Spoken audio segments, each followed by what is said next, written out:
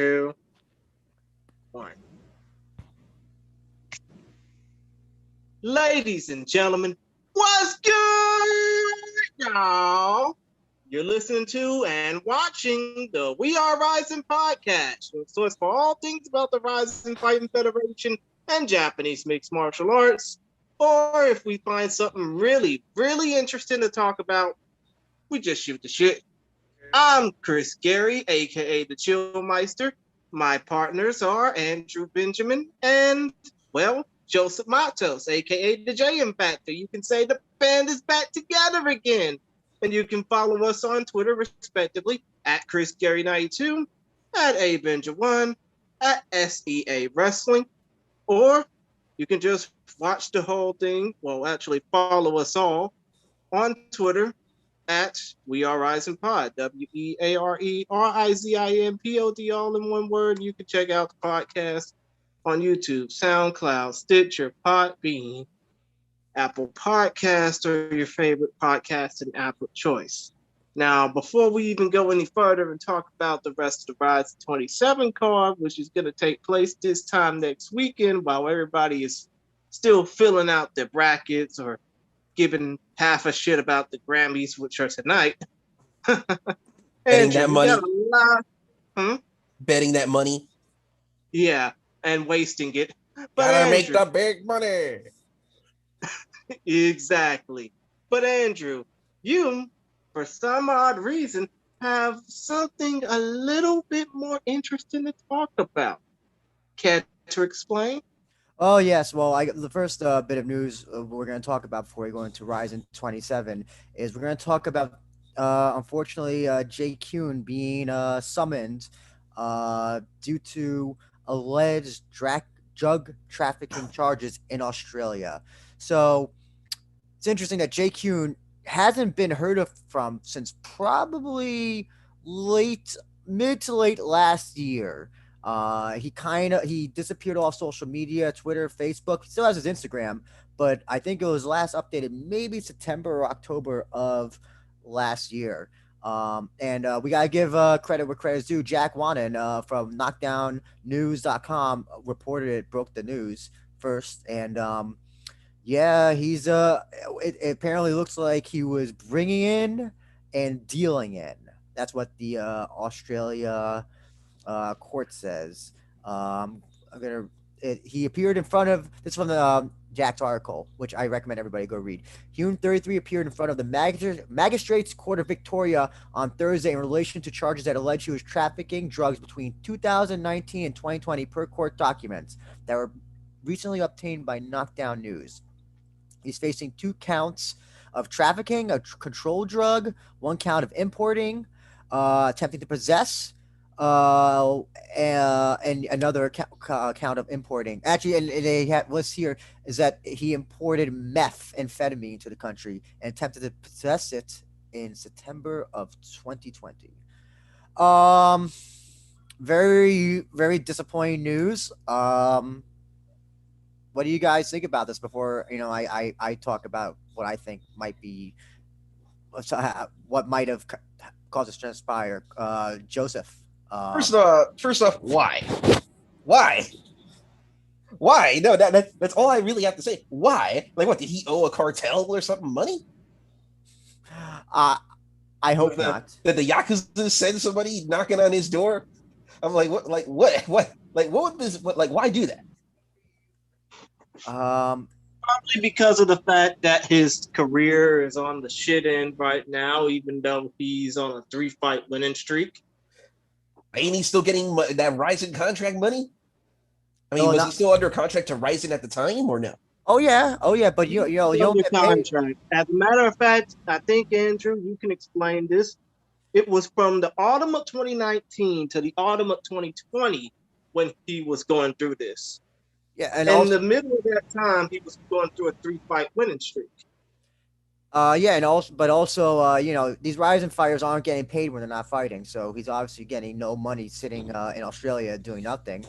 The last time I talked to him was during a little after the pandemic became a pandemic, so around March So And just when the pandemic was just starting in this. well, in yeah, the this is US. when they canceled, all the flights. This is when all those fights in Ryzen had to be canceled. Um, and Australia had very strict measures when it came to uh, lockdown, quarantine, whatever. Yeah, I wouldn't blame them for that. Basically, you couldn't leave the country or enter the country. And I don't know what visa he had, because he was training at Absolute MMA. He moved from the United States to there. That's the gym where Craig Jones teaches and started his career. Um, I don't, I would like. My theory is that you're stuck in Australia. You're stuck in a country. You can't work. I'm guessing that he couldn't find a legitimate job. Is it at all possible that then maybe that he tried to do this to just like make money somehow? But the other issue being is that it says that he apparently was doing this in 2019, which obviously he was fighting still, a full-time fighter, active fighter then. Um, my hope is that this is not true, that he's not that somehow that he's not some drug mule, that he's not a drug addict either, because it did say he was in possession. I just I hope in the end it comes out that if he was involved, that hopefully that it's that he's just got caught up in it because he had nothing else to do. I mean, that's not an excuse to be doing the Midnight Express. For those who have seen that movie, cosplay. It's sad because Jake Heun's a great guy. We've had him on the show multiple times. Always been great to us. Always granted us interviews. When he's eating dinner, having oysters. If you remember that one, Chris, with his girlfriend. Mm-hmm. But it's sad because this guy looked like he was going to be. He was going to have a long, fruitful career in RIZIN, and then this whole thing happened, and yeah, it sucks. Chris, any thoughts on this before we move on? Well, the main thing I would probably say, as I'm trying to get a better camera angle, the main thing I would probably say is that I hope that this isn't true, because it's like you said, he's been such a nice guy to us, as far as, being humble, being gracious, being respectful, as far as a, great person to talk to. But if he does get convicted, you have to wonder two things. For one, will he get deported back to the United States? I mean, we Oh, all know. absolutely no. If he gets convicted, this is multiple counts of drug possession. Sorry to interrupt you, but no, he will get Yeah, even deported though back. that's kind of my thing. But still, like, you're right. He probably will get deported back to the United States, because seeing the fact that he was born in Palmer, Alaska, raised in Honolulu, where he went to college at the University of Hawaii. I mean, obviously he's an American citizen, so ain't nobody gonna want him anywhere in the world if he has a rap sheet. But now comes the second and third things we gotta think about. What the hell will this do for his fighting career?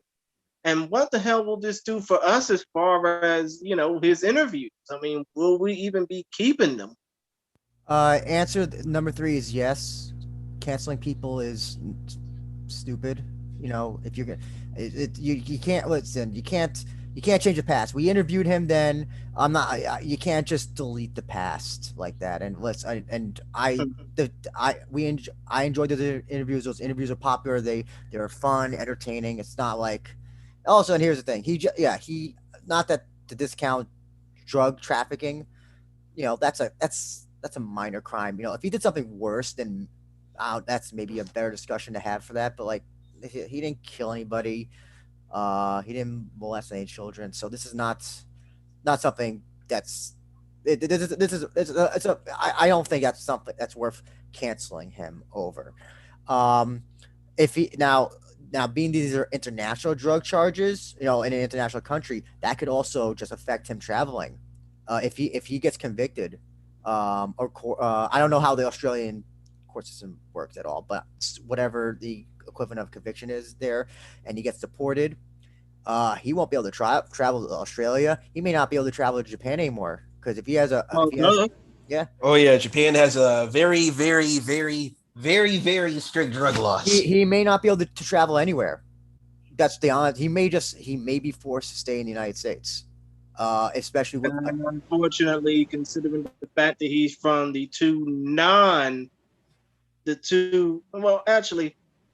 considering the fact that he's not from any of the other 48 states that are connected together, the continental U.S., I mean, he basically would have to be fighting in an island on his own, so to speak. Unfortunately, yeah. Wait, so you're saying that Jake Heun is going to try to make his own fight island? Well, shit, he probably might not have much of a choice. He's going to go buy an island in Hawaii. Nah, I don't think that's going to be put a ring in there. I don't think he's going to be that fucking mental to do that. I mean, I do think that if he does get convicted of this, considering the fact that he's from the non-continental U.S., it might be a lot harder for him to try and get a fight booked. But, you know, all I'm just hoping for is that he gets the help that he needs, because if anything, we don't want to see this man go through. I mean, we don't want to see this man be at the highest of highs, and then when the lowest of lows hit him, you know, ain't nobody there to help. Man, yeah. I hope that he wasn't dealing the drugs in Japan during the RIZIN shows. No, no. This is all in Australia. And plus, is meth even popular in Japan? I have no idea. I wouldn't really know. I would figure marijuana. I figure marijuana would be the drug of choice in Japan, since it's very taboo. Kind of like weed is popular. Yeah. Meth is not. I know. Well, I'm not saying that he dated Japan. I'm just saying I'm hoping he wasn't doing that. Oh no, we hope so. I hope just that this is all. I don't know. This is just some weird misunderstanding. Unfortunately, it probably isn't. And if it being that it probably most likely isn't, we hope that he gets the help that he needs, and hope that he can come back from this if these are all true. And I'm wondering how they caught him. Listen. Here's the thing. There's a reason why you can't. That's actually a good question. I don't know. I don't think they mentioned the article, but maybe it was. Maybe I have a guess. Maybe it was an undercover one. Oh, that's entirely possible. Undercover. The sting operation. It's possible. Yeah. Looking through the article, there's nothing about it here. Again, shout out to Jack Wannon of Knockdown News for even getting the article out. Score 1 for the small guys. Yeah, exactly. Make sure to go to the website knockdownnews.com and read it there. Don't go on MMA Junkie or anything. Actually, give that a look. I think the site's called knockdownnews.org, not .com. No, it's .com. I got it right. So please go and follow Jack Wannon on Twitter as well, because he's been actually doing breaking a lot of good stories that someone of who's not with the big websites. He's breaking a lot of great big stories. So he's not bought by the UFC. Not yet. And he's not bought by one. Yes. Now we're gonna move on to UFC just had a number of releases. We're not gonna talk about all of them because a lot of the fighters I don't give a shit about. But 3 major releases were Megan Anderson. Well, actually, I mean, you should give a damn about Shiri Kondo getting released because she's competing. It was an open secret that she was not in UFC anymore, though. That was basically an open secret that I think that I think she was released a while ago, but I think she was so under the radar that nobody gave a shit. Shiri's doing pretty well for herself in Stardom right now. Exactly. I don't think she's going back to MMA, which would be interesting if she did. Have that rematch with Kana, but I don't think she's going back to kickboxing. Same for kickboxing. But the 3 main releases we are talking about are that of recent women's featherweight, championship challenger Megan Anderson, of Junior Cingano dos Santos, former UFC heavyweight champion, and of former Dream Strikeforce and K1 Max World Heavyweight Champion, the horse meat eater himself, Demolition Man Alistair Overeem. Now you have to think, when it comes down to these three competitors, obviously there's a lot of heavy money involved when it comes down to even thinking about one of these three or getting one of these three. But I mean, we already know Overeem would be rising worthy considering his past in Japan. But what about Megan Anderson and Junior Dos Santos? Would they be considered rising worthy? What do you think, Joseph? Well, I don't think Megan Anderson would have value to RIZIN because RIZIN doesn't have a women's featherweight division. That's true. That's true. But what about open weight? Well, they did have something initially when they had Cindy Dandois and King Reina. They kind of had like a little bit of a light heavyweight. King Reina was technically like women's lightweight or women's middleweight. Yeah. But there are how many women are there like that in the MMA world? Well, especially in Japan, the number is like virtually zero. It's it's mainly atom weight and strawweight. Yeah. Not unless you're a professional wrestler. That's different. But women's featherweight, it's how many women's featherweight fighters are there? Well, in Japan, it's like I said, the number is virtually zero. But United and don't forget that we still are they willing to do a 2? And even if RIZIN did find it, are they willing to do a 2-week quarantine from Japan and back? Oh no, of course not. No. But here's the thing as well. They have done open weight matches before, like with Lady Tapa, Gabby Garcia. Oh yeah, I know that. So, do you think it's at all possible that we could see Megan Anderson maybe do like an open weight thing against Gabby Garcia? Maybe is Gabby still with RIZIN? Because she hasn't been booked with RIZIN in like forever. Well, a lot of the foreigners, their status is kind of like on hold just because of the pandemic. So yeah, because of that 2-week quarantine and all that stuff. So as far as I know, yeah, she's still RIZIN.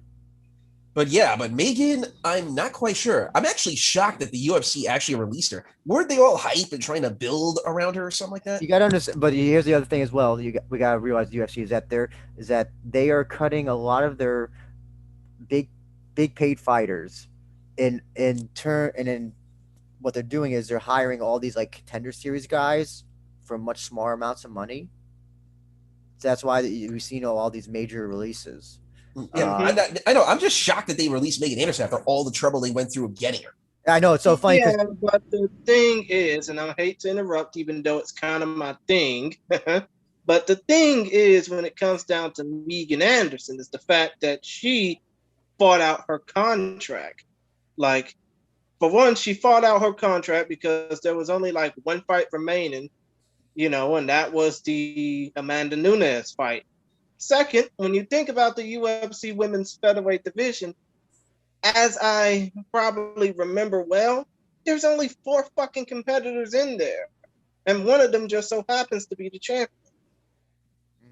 My guess, maybe RIZIN could use her for open weight, but I wonder if that could be, if let's say Megan went to like Bellator and, at RIZIN and Bellator, they do have the alliance. Like maybe they do an open weight thing that way. That's the only way. Yeah, I mean, that's where I think she's gonna go. She's either gonna go to Bellator or PFL next year. Obviously, or she gets a big money contract from Bare Knuckle Fighting Championship. Oh, that's true. That's also true. They paid for. I just had her name. I just said her name earlier. Paige Van Zandt. They gave Paige Van Zandt a big money deal. All right, they could give her a big money deal. No, you're right. Yeah, but they can. But here's the thing as well. Paige Van Zandt has a much more well-known name and social media following, all that stuff. So I understand with her. Megan Anderson is not like that. It's not on that notoriety level, I'll say. Yeah, but here's the thing, though. Megan is based out of Kansas City, Missouri, by way of the Gold Coast of Queensland, Australia. So I'm pretty sure that if she gets with the right trainer, if she gets with the right people, they could probably see to it that she gets well enough versed with the whole bare knuckle culture that she can actually get a few fights in. Mm-hmm. Yeah, but this is all hypothetical. Of course. Oh, of course, it's all hypothetical. Most likely, I think in the end it comes down to either Bellator or PFL next year. Most likely Bellator, just because, But hey, if RIZIN are willing to pay her money and they try to do like an open weight fight, then do it. Mm-hmm. I think we can all agree Overeem. I can definitely see Overeem coming back to Ryzen and maybe finishing his his career going to Ryzen. Yeah. He never been in Ryzen before. But I remember he could finish his career in Ryzen. Have his last fight there, kind of do like a pro cop thing. Maybe and I don't know when it can happen. Obviously, pandemic is a factor. But he could also just go to Bellator. But could Ryzen even afford Overeem? Because they took heavy financial losses last year. It's funny you say that because Sakaki Bara said in an interview that he said he would love to have Overeem back, and just for old time's sake, he should accept his old salary instead of his new one. He was joking, obviously. So many people took that the wrong way and was like, "Oh, look at Ryzen underpaying their fighters," and it was clearly just a joke. Basically, it was lost in translation. Tom Taylor actually reported that, by the way, as well. So credit to him for asking Sakaki Bara that. But the question is with Overeem though, right? Is that what fights could you have for Overeem in Ryzen? Because Ryzen doesn't really have a heavyweight division either, and there aren't that many Japanese heavyweights unless you're bringing middleweights in. Well, here's the thing: they don't have him now because there's just not a lot of high ranking Japanese heavyweight fighters right now. But presuming pandemic ends, that would open up a lot more possibilities. I know that let's see, you could maybe do, going through my head right now. What heavyweight freelancers are out there, or who from all their partners? Well, I got one in my Satoshi Ishii. The jobber. Oh yeah, that's exactly right. You give Overeem that guy. Overeem, I think, easily destroys him. Problem is that you also they don't really have a lot of really even when they reopen or Japan reopens, there's still all the big heavyweight fighters.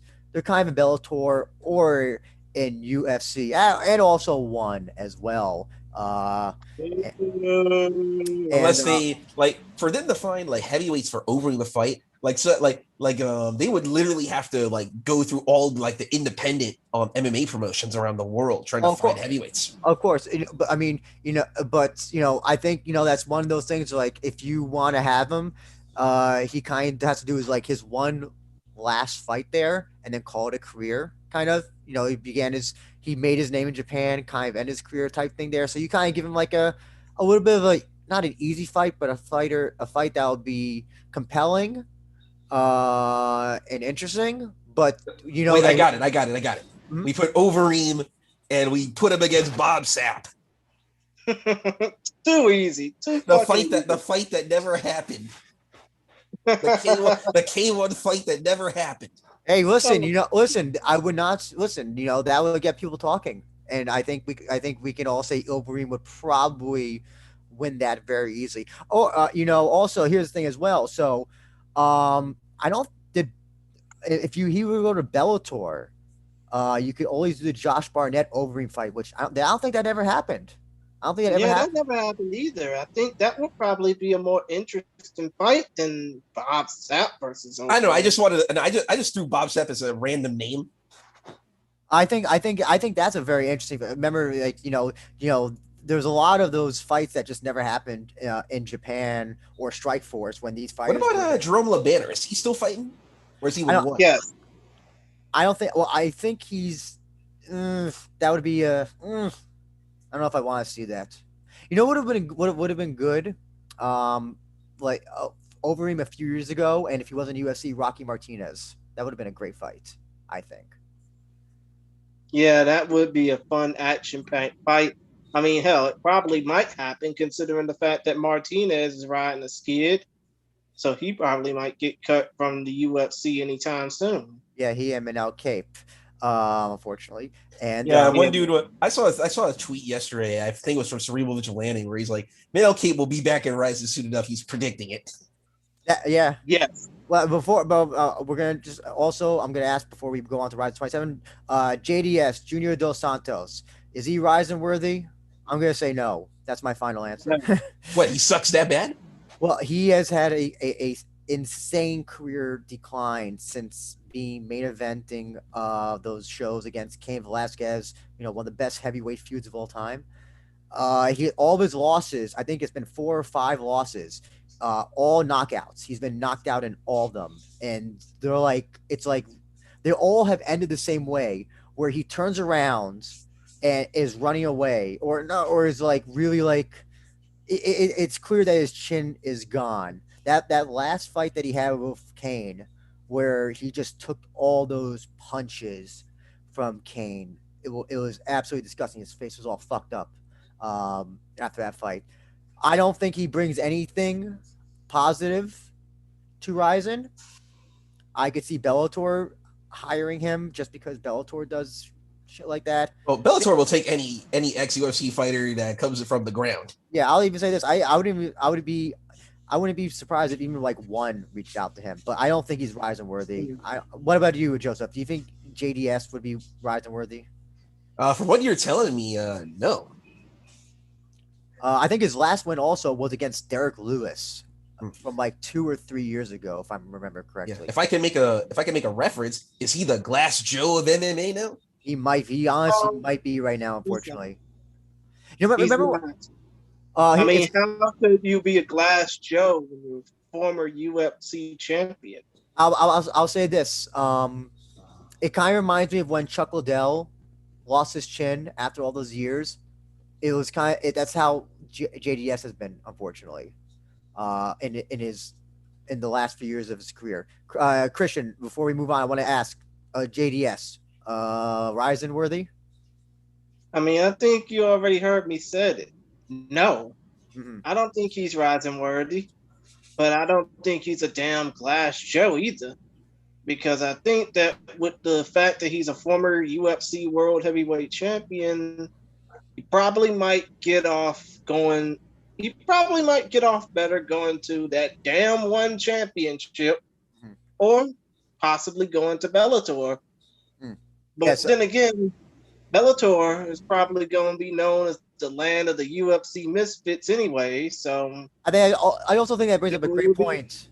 That if you take too many of these UFC, these people who've lost in UFC, former champions, you kind of hurt your own brand. You don't want to be seen as where the people who had to be released from UFC go to your promotion. And I think that's the problem Bellator makes a lot of the time. What you're trying to say is basically what you're trying to say is you don't want Bellator to be the island of misfit toys. Well, no, that's kind of what Bellator has kind of established themselves, and with this year they seem to be a little bit differently. But I don't want Ryzen to be like that. I don't want for every CB I don't want to be seeing people like CB Dalloway and Fabio Maldonado come to Ryzen just because they were in UFC. Some people are just not. They just don't have it anymore. And unfortunately, it sucks to say as fighters. Because this is their career. Well, I mean, Fabio Maldonado is a boxer, so if he's gonna take an ass whooping in one sport, he's gonna take an ass whooping in all the combat sports. I apologize, but I get your point. Joseph. You were saying something. You were about to say something. Yeah, well, it's a double-edged sword because UFC and they're hoarding all the talent, right? Where are you gonna get them from? Yeah, you know what I mean. True. That's true. So yeah, I say just let them take the let the Bellator and take the people who got cut from UFC. Let them deal with that, or ACA or one of those weird Russian promotions. I don't think that as a promotion, ACA should even be in the discussion because of sanctions to that bastard Ramzan Kadyrov.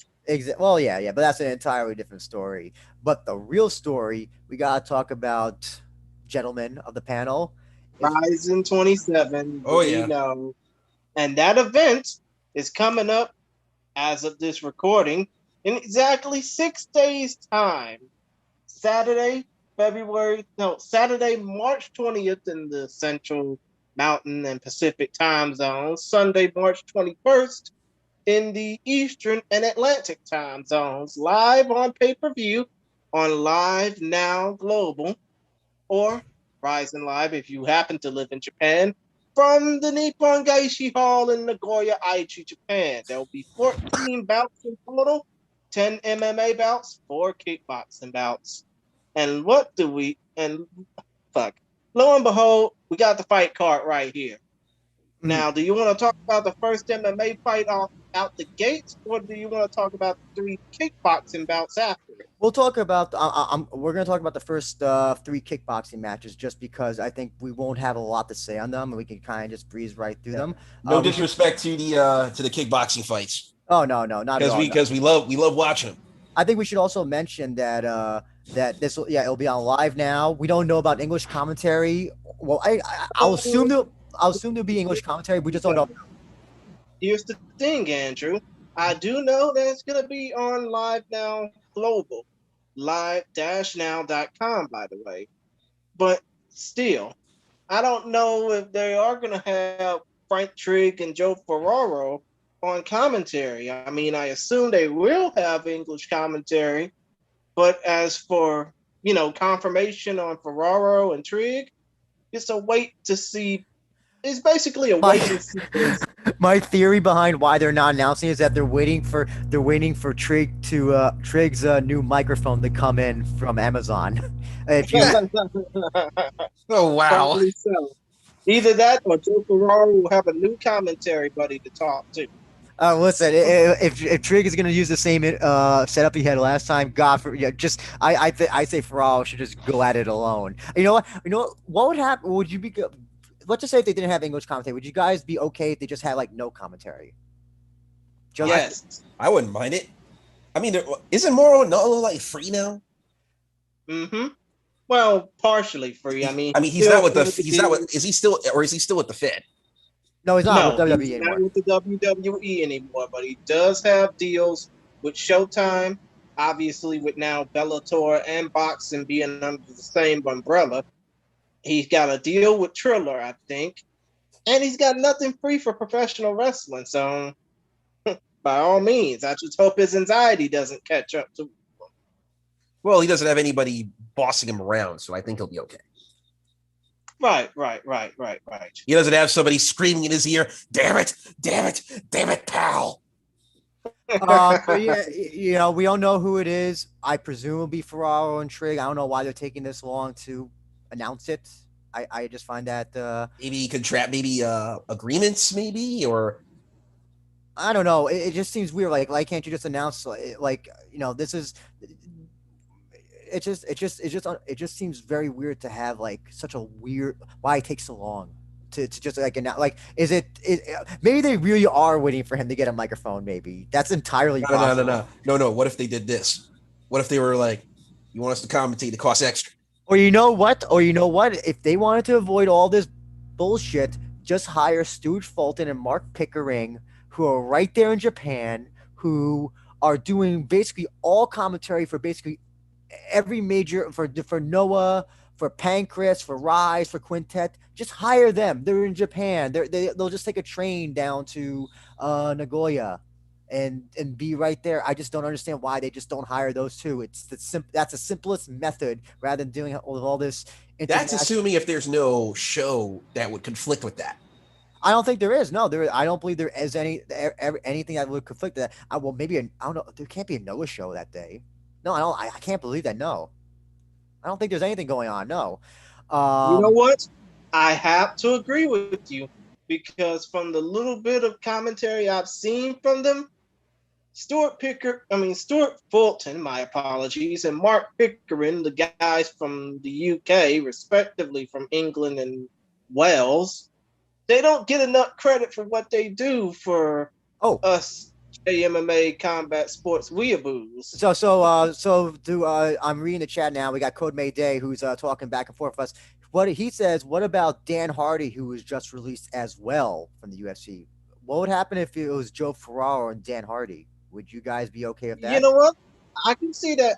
I can see that happening because obviously Dan Hardy would have no one to argue with but himself and possibly with Joe Ferraro during intermission takes. But yeah, Dan Hardy does have history fighting in Japan. For those who didn't know, He fought for greatest common multiple in Cage Force back in the day before he got into the UFC.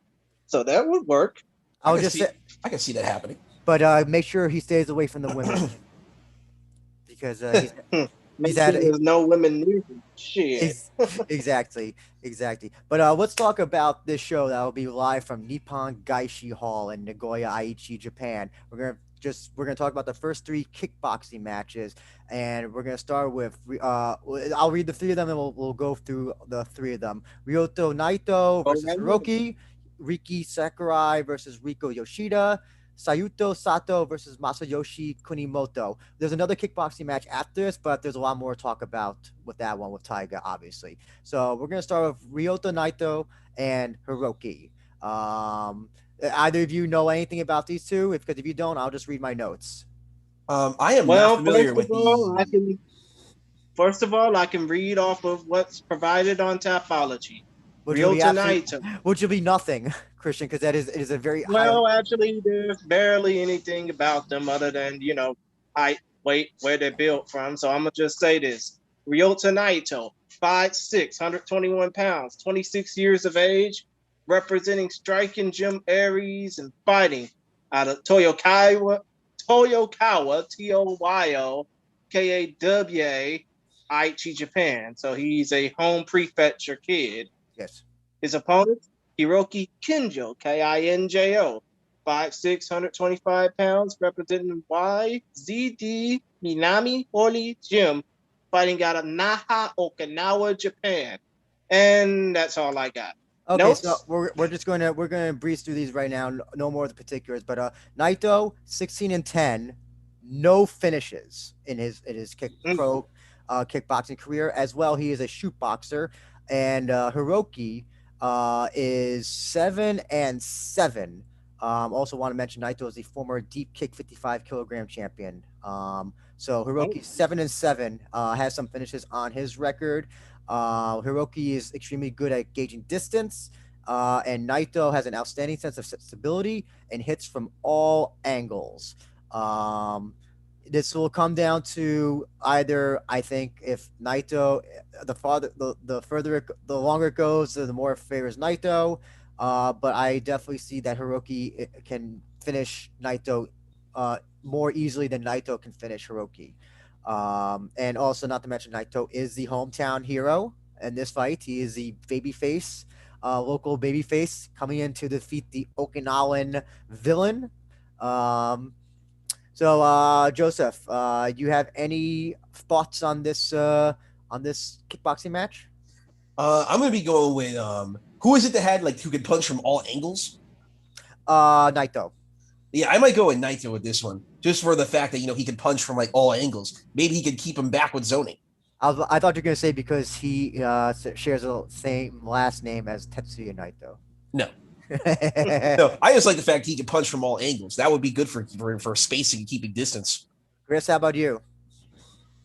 Well, considering from what I know, I think that Naito is going to be the one taking the victory in this fight just because he got the people in Aichi, his home prefecture, to look after, and he's going to want to put on a good show for them, even if half of them can't come out to the building.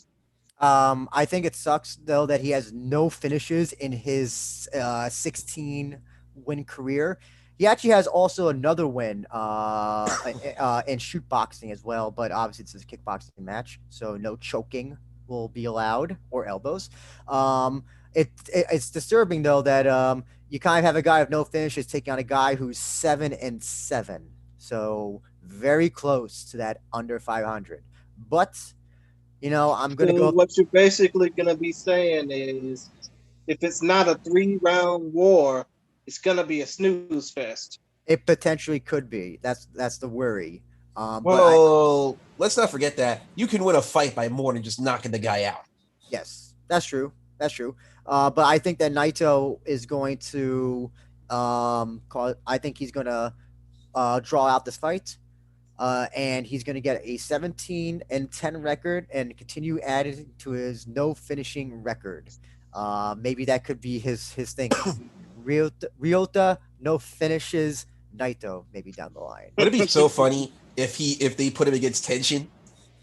Let me see their weight. I can't. Oh yeah, he can fight Tenshin at that weight. That would be horrible. There'd be a lot. It'd be entertaining. It'd be funny to me.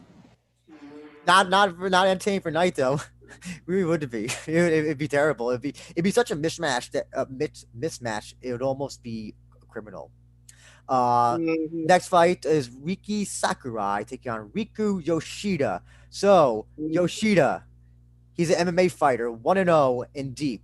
This is his pro kickboxing debut. He's only 20 years old. Meanwhile, Sakurai is 4-1, and he's a knockout artist.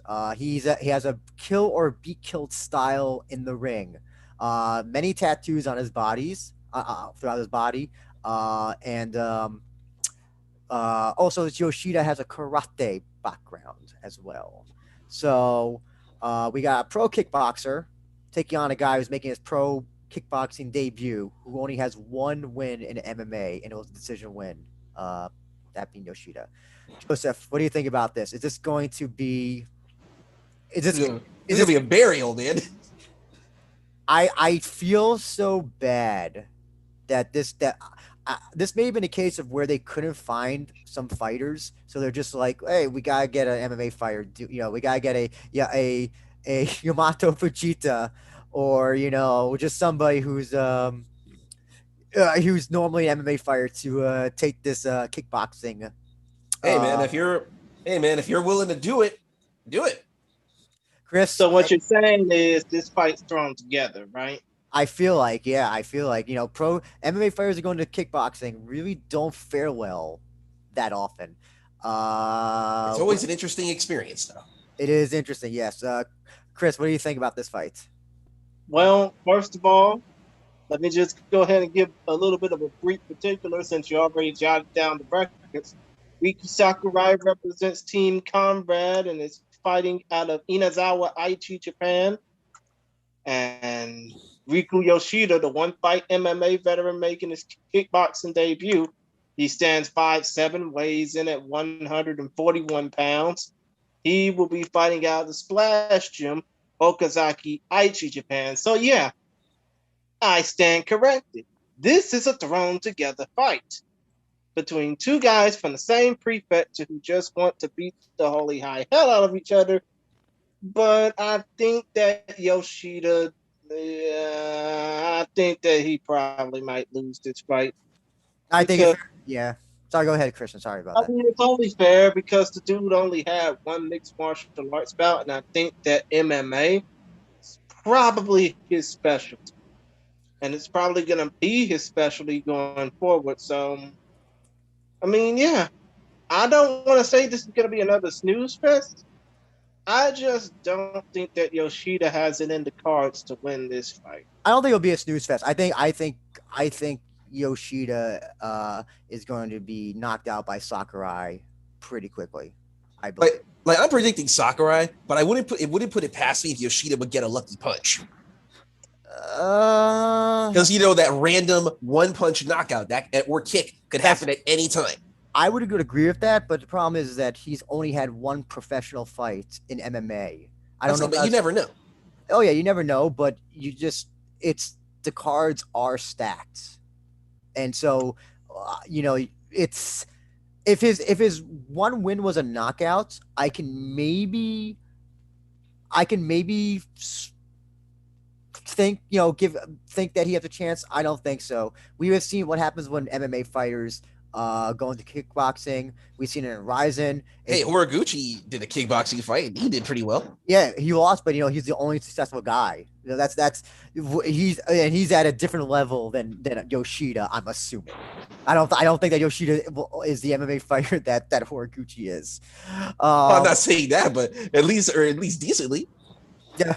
Well, he did well. He did good enough for that fight. But we're gonna move on. And the third prelim kickboxing match, if you want to call it that, Sayuto Sato taking on Masayoshi Kunimoto. Now this is an interesting fight. As far as Shuto Sato goes, we all know about him. He fought twice in RIZIN before, so he's 0-2 in the promotion. He's 23 years old, 5'4", 121, representing grappling shoot boxers Nagoya, fighting out of Nagoya, Aichi, Japan. He'll be fighting Masayoshi Kunimoto, of which you probably know his record more than I do, but he represents Meibukai Okazaki, Aichi, Japan. That's a pretty well-known gym, Meibu. I was about to say something very, very Meibukai. Yeah. Meibukai. But so these two are both from Nagoya, both the hometown babyface heroes. Actually, one's from Nagoya, but they both represent the same prefecture, Aichi. Yeah, but Aichi is in Nagoya, so they will be. They're both hometown heroes in this case. Now we got to talk about their records though, and this is where it's going to be a little bit interesting. So Kunimoto is 24-19, good record. Yeah, Sato 9-14. Oh God, Joseph, who do you think wins? I'm going with Shooter, man. I'm going with Shooter Sato, man. I think Sato owed money to Shingo or Sakakibara to earn this fight. Perhaps I don't know. That's a wrong word to use at this. But I mean, who'd he piss on?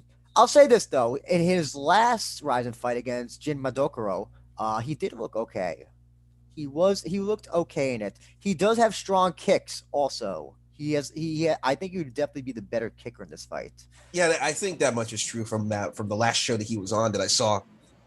But in the end, he lost, unfortunately. And I just, I have to go with Kunimoto on this. This is not even if you want to kind of meme it and be like, oh, maybe pick Sato because he's 9-14.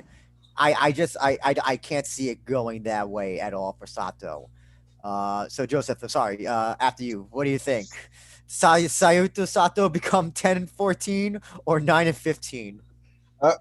Let's go for the 10-14. Let's get this record improved. Oh, really? I'm gonna go with the underdog on this one. Really? Oh, yes. Shit. Chris, how about you? I'm sorry. I gotta pick the favorite in this one. And we all know, I mean, obviously you and Drew more than Joseph, but we all know how Shuto Sato performed in those two Rizin fights. He let Shota Takia dominate him. He let Jin Mandokoro dominate him. So what the fuck do you think is gonna happen in this fight? Oh, maybe 3 times the charm. Yes, 3 times the charm. Which is why shame on you, Joseph, for picking the underdog. I got Masayoshi Kunimoto in this fight. Look, man, if Sato loses, we can meme him to death. but 3rd time's the charm. You never know. He might get a lucky win, maybe by decision, if he could draw it out that long. Well, let's see. Listen, it was a little underdog story. Listen, I won't be upset if he wins. Listen, you like that little underdog story that you can do in Japan. That's why JMMA is better and J-Kick. You can have people that have wonky records and still fight because when they win, there's something like it's a story behind the fight. And look, man, we were all rooting for Bob Sapp, okay, when he fought that sumo wrestler. I have to disagree. I was hoping Osuna Rashi. Oh, I was saying Osuna Rashi until Bob Sapp started actually fighting. Did a takedown. He did a sweep.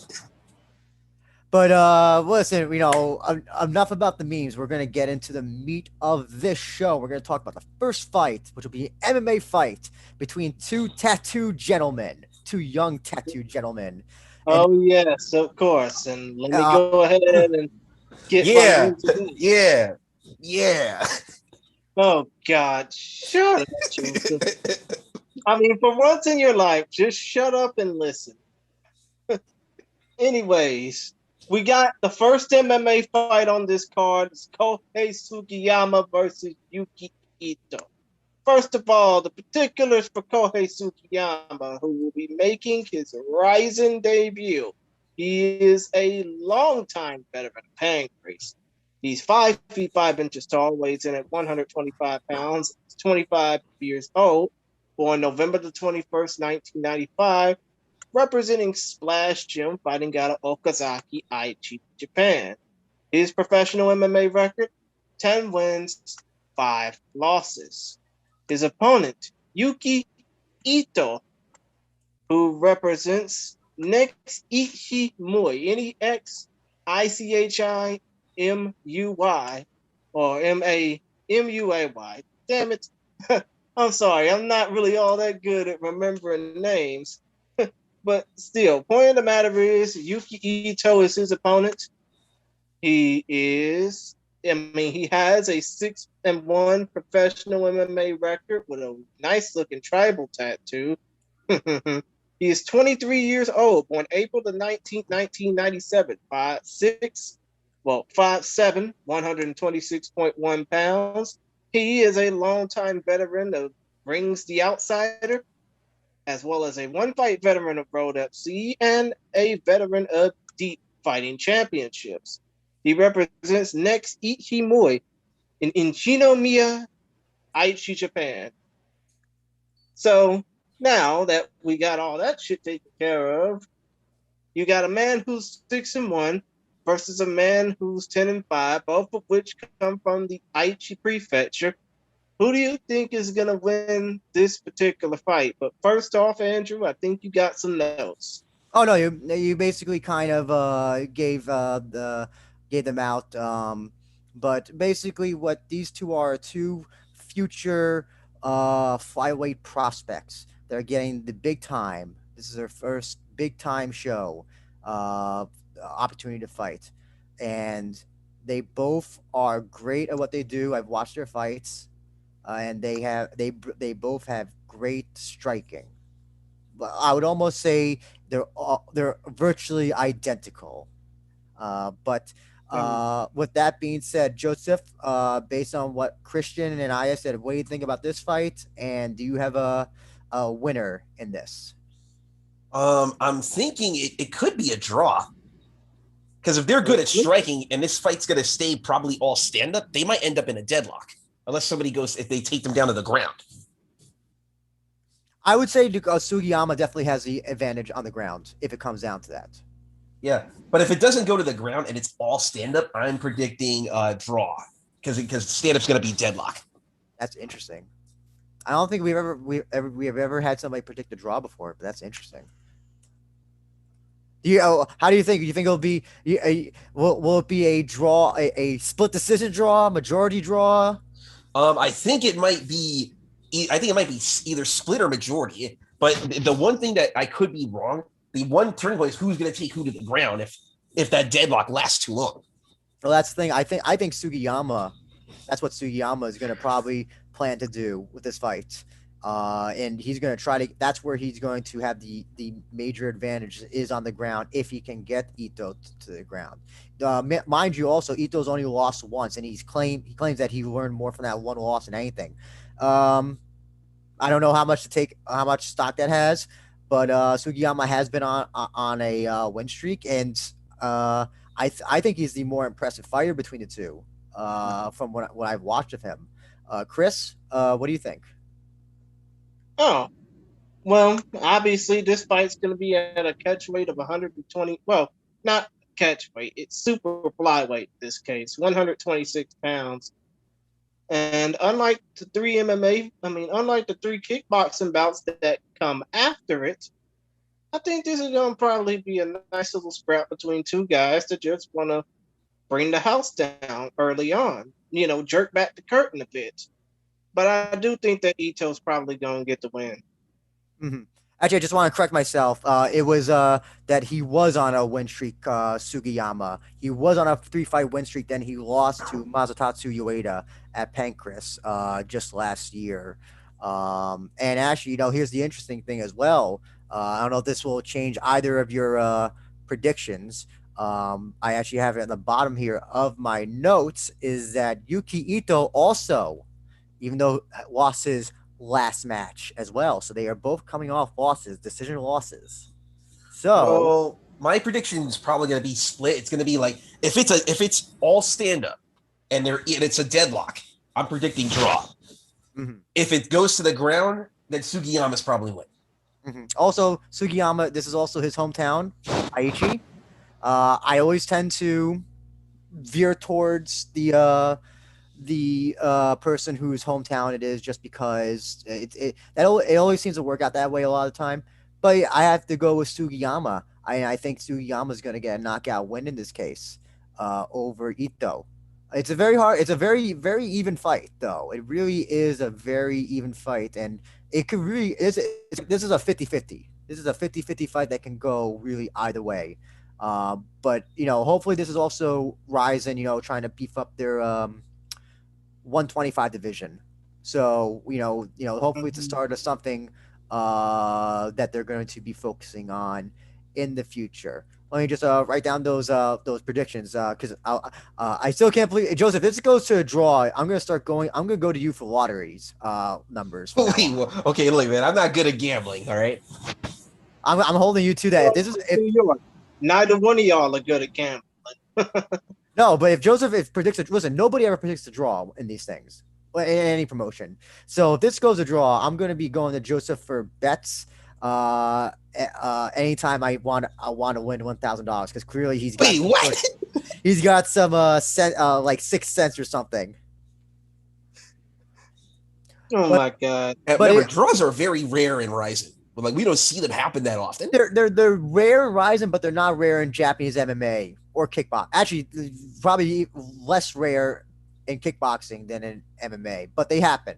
Listen, you ever look at somebody's record, some like famous fighter from Japan, and like their first 5 fights are like all draws, and, like early Pancreas, where there was like 2 rounds, 3 minutes or whatever, and it's like, oh, draw. Listen, it can happen. It can happen. But it's a draw if they stay deadlocked in stand up. Yeah, but hopefully if it's a draw, it's an exciting draw where you're like, oh, we don't know who to pick. If it's a shitty draw, like smothering him on the ropes. Yes. Oh yeah. I sincerely hope that it does not go like that. But we're gonna move on to the next fight. It's actually another flyweight fight. Another flyweight bout. And of course, this one is actually featuring guys with lighter records than the first 2 fighters. Yeah, I got the notes here, Christian. And this will be an interesting fight, I think, based on the past of these 2 gentlemen. Yutaro Muramoto taking on Seigo Yamamoto. I believe Yamamoto is half Korean as well because he's fought for Road FC. So I think he's half Japanese, half Korean, if I'm correct. Looks like it.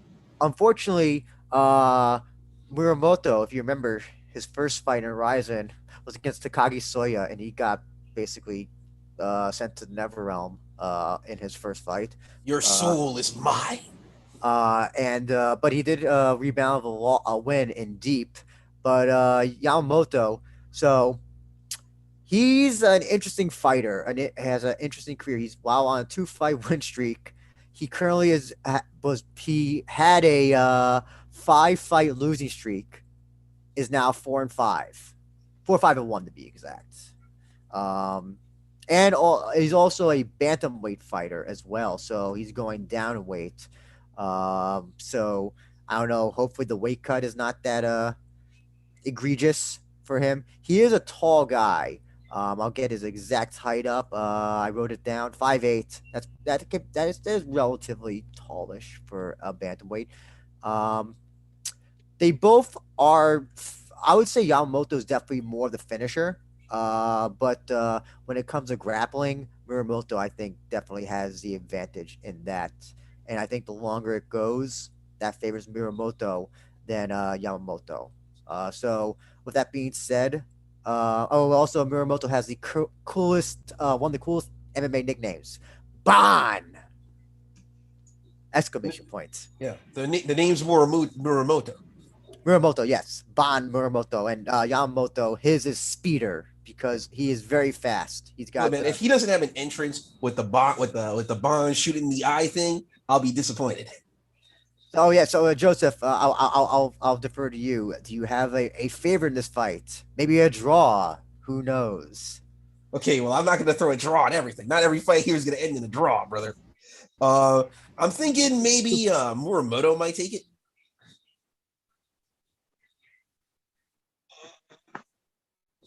Andrew? Yeah, I'm here. No, I think Andrew got lost in time. Shit. The Prince of Persia threw the sands of time at him. But you're basically saying that you want to see Muramoto win, right? Yeah. I feel Muramoto could win this one. Right. And for those who are actually still listening, still watching this damn thing, let me go ahead and give the particulars that Andrew felt so hard to try and give. Well, it's not his fault. The Prince of Persia threw the sands of time at him. Yeah, I know. Point of the matter is, you got Seigo Yamamoto, 4-5-1, 25 years old, representing Moira Training Center, fighting out of Tokyo, Japan, by way of, let me get this right, since he's half Japanese and half Korean. He's fighting out of Busan, Gyeonggi, South Korea, if I'm not mistaken. I don't know if Busan's in the Gyeonggi province of South Korea. Somebody please correct me in the comments. Meanwhile, Yutaro Ban Muramoto is 5'6", 114.9 pounds, but he's going to need to pre-fought power. He has a 7-5-2 professional MMA record, so he's actually coming into this fight over 500. He's from the Nagoya. He's from the Aichi Prefecture, Nagoya the city. 26 years old, representing the Alive Gym in Nagoya, Aichi, Japan.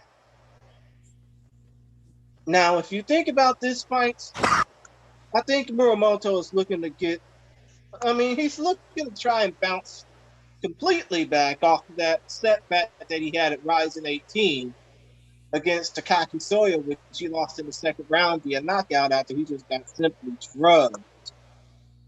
That would probably be good for him just to do that. But Yamamoto, Speeder Yamamoto, even though he hasn't fought in about a year or two, he's a year removed from his last fight. He started his career off with 2 wins. He got into a hell of a lot of trouble in between, and he's currently riding a 2-fight win streak. His most recent bout was a win over Steel-Time Park at Road FC 56 via KO. And I think that's probably what's going to, hold Yamamoto back is ring rust. And no, he's not related to the Yamamoto family legacy. But yeah, point of the matter is, I see Muramoto winning this fight. At least that's what I think. And hopefully we can get Andrew back momentarily just to get started. Yeah. Sorry about that. Yeah, sorry about that, gentlemen. But yeah, I have to agree. I think this is Muramoto's fight to win. I don't think that Yamamoto is a bad fighter, but those losses, I don't know what was going on because it was all just continual losses in his career for a long time, for about 2 years, and then he did come back, but I don't know. Muramoto, I think. The dude went 0-5-1 between those stretches of 2-fight winning streaks. Yeah, but I think Muramoto. I think the problem with Soya was that Soya was obviously bigger, stronger, all that good shit. So I think that was a fight that he just had no chance of winning, and I don't think that's a fight to. Not to hold against him, but it was definitely he was outpowered in that fight. I think Muramoto I think he's my favorite to win this. I think he's I watched his fight from Deep 96 last year. He's seemingly has improved since that loss, that one single loss, and I think he just might be the better well-rounded fighter than Yamamoto. Obviously, Yamamoto will be taller, lankier, and so that'll be to his advantage. But if Muramoto gets to the ground, I think that's where he's going to suffice. I can see Yamamoto knocking him out, though. Yeah, who had the weight cut? Yamamoto. He's going from bantamweight to so it's weird. So he's going from bantamweight to flyweight, while ain't that kind of dangerous though? Not necessarily. If he, as long as he, don't die or anything, I would hope not. Do you think the weight cut might play a factor in Yamamoto losing to Muramoto? It's entirely possible. That's the thing with the weight cut. Either he's going to be, it'll give him the strength advantage if it's a good weight cut, or it'll just be, he'll be just like shitty and exhausted during the fight, which is entirely possible. Meanwhile, Muramoto though is going up because he's normally a strawweight fighter, though I think he's probably focusing on flyweight at this point. So I think that it's interesting that he's going up in weight while Yamamoto's going down in weight. So it's an interesting dichotomy, but I do have to go with Muramoto in this. Joseph, I apologize. I missed your pick. Did you say you picked Yamamoto, right? No. I'm going with Muramoto. Oh, okay. So we're all on the Muramoto train. Okay. Yeah. And then we'll see. Whoever wins the previous fight between Ito and Sugiyama, and then I think a good fight would be to make the winner of that versus this. Because you just love that type of progression, don't you? Oh, that's the best way. That's how I wish all MMA promotions did shit like that. Unfortunately, they don't, because a lot of them are run by very, very, very, very stupid people. No chance. No chance. Yeah. Now, this next fight though is a very interesting fight I don't know how to describe it, but it's maybe the second or third fight I'm looking forward to the most, and we got a beautiful bantamweight matchup. And here there's gonna be an interesting fact when I say this, when I bring up this fight. So we got Shuto Watanabe, world-renowned grappler with 11 submission wins, taking on Takumi Tamaru. Now Tamaru won the Shuto MVP award in 2015, and now he's taking on Shuto Watanabe. Is that at all? Is that so? I find it so weird that Shuto Watanabe has not fought in Shuto at this point. I think that is such. He never fought in Shuto? Never has. So he has the name of that promotion, but he's never fought in the promotion. He's been a fighting Nexus guy. He's fought in other promotions. He's fought everywhere. I won't say everywhere, but he's fought almost everywhere but Shuto. It's such a weird thing. I don't know why. You figure, listen, that's the namesake of the fighter, being that he's a second generation MMA fighter. So, and he's named after the promotion or the promotion. I forgot how it is, but yeah, just bring him in. Just bring him in. Shuto fights in Shuto. It just seems so easy. I don't know. Maybe I'm over. So you have the MVP of Shuto taking on Shuto Watanabe. Oh, I guess that's the easiest booking in the world, because will the Shuto MVP kill the Shuto of human form? I don't know. I think it's a very interesting. Let's just get to the particulars already before this shit gets even more confusing. Yeah. And first, Takumi Tamaru, 12-2-1 overall. 25 years old. Obviously, he fought in Shuto a lot more often than Mr. Watanabe would like to fight in. Tamaru, 5'5", 126.5 pounds, age 25, born January the 25th, 1996. He primarily represents Nasser du Sol, Mizuho Gifu, Japan. He holds a professional MMA record, 12 wins, 2 losses, and 1 draw. And as you mentioned, Andrew, he is a former Shudo MVP award winner and a former Shudo Pacific Rim Bantamweight title challenger. Hard to believe, don't you think? But again, he's fighting the guy whose father named him after Shudo because, of course, he won the Shudo lightweight title all the way back when Shudo was a no-holds-barred promotion. I'm talking about Yuichi's son, Shuto Watanabe. His professional MMA record, 21 wins, 5 losses, 6 draws, and 1 no contest, with 12 of those 21 wins by way of submission. He's 5'8", 134.6 pounds, just turned 32 3 weeks ago as of February the 27th. which means he was born February 27, 1989, and he represents Tarapo Shinurigaoka, Kanasaki, Kanagawa, Japan.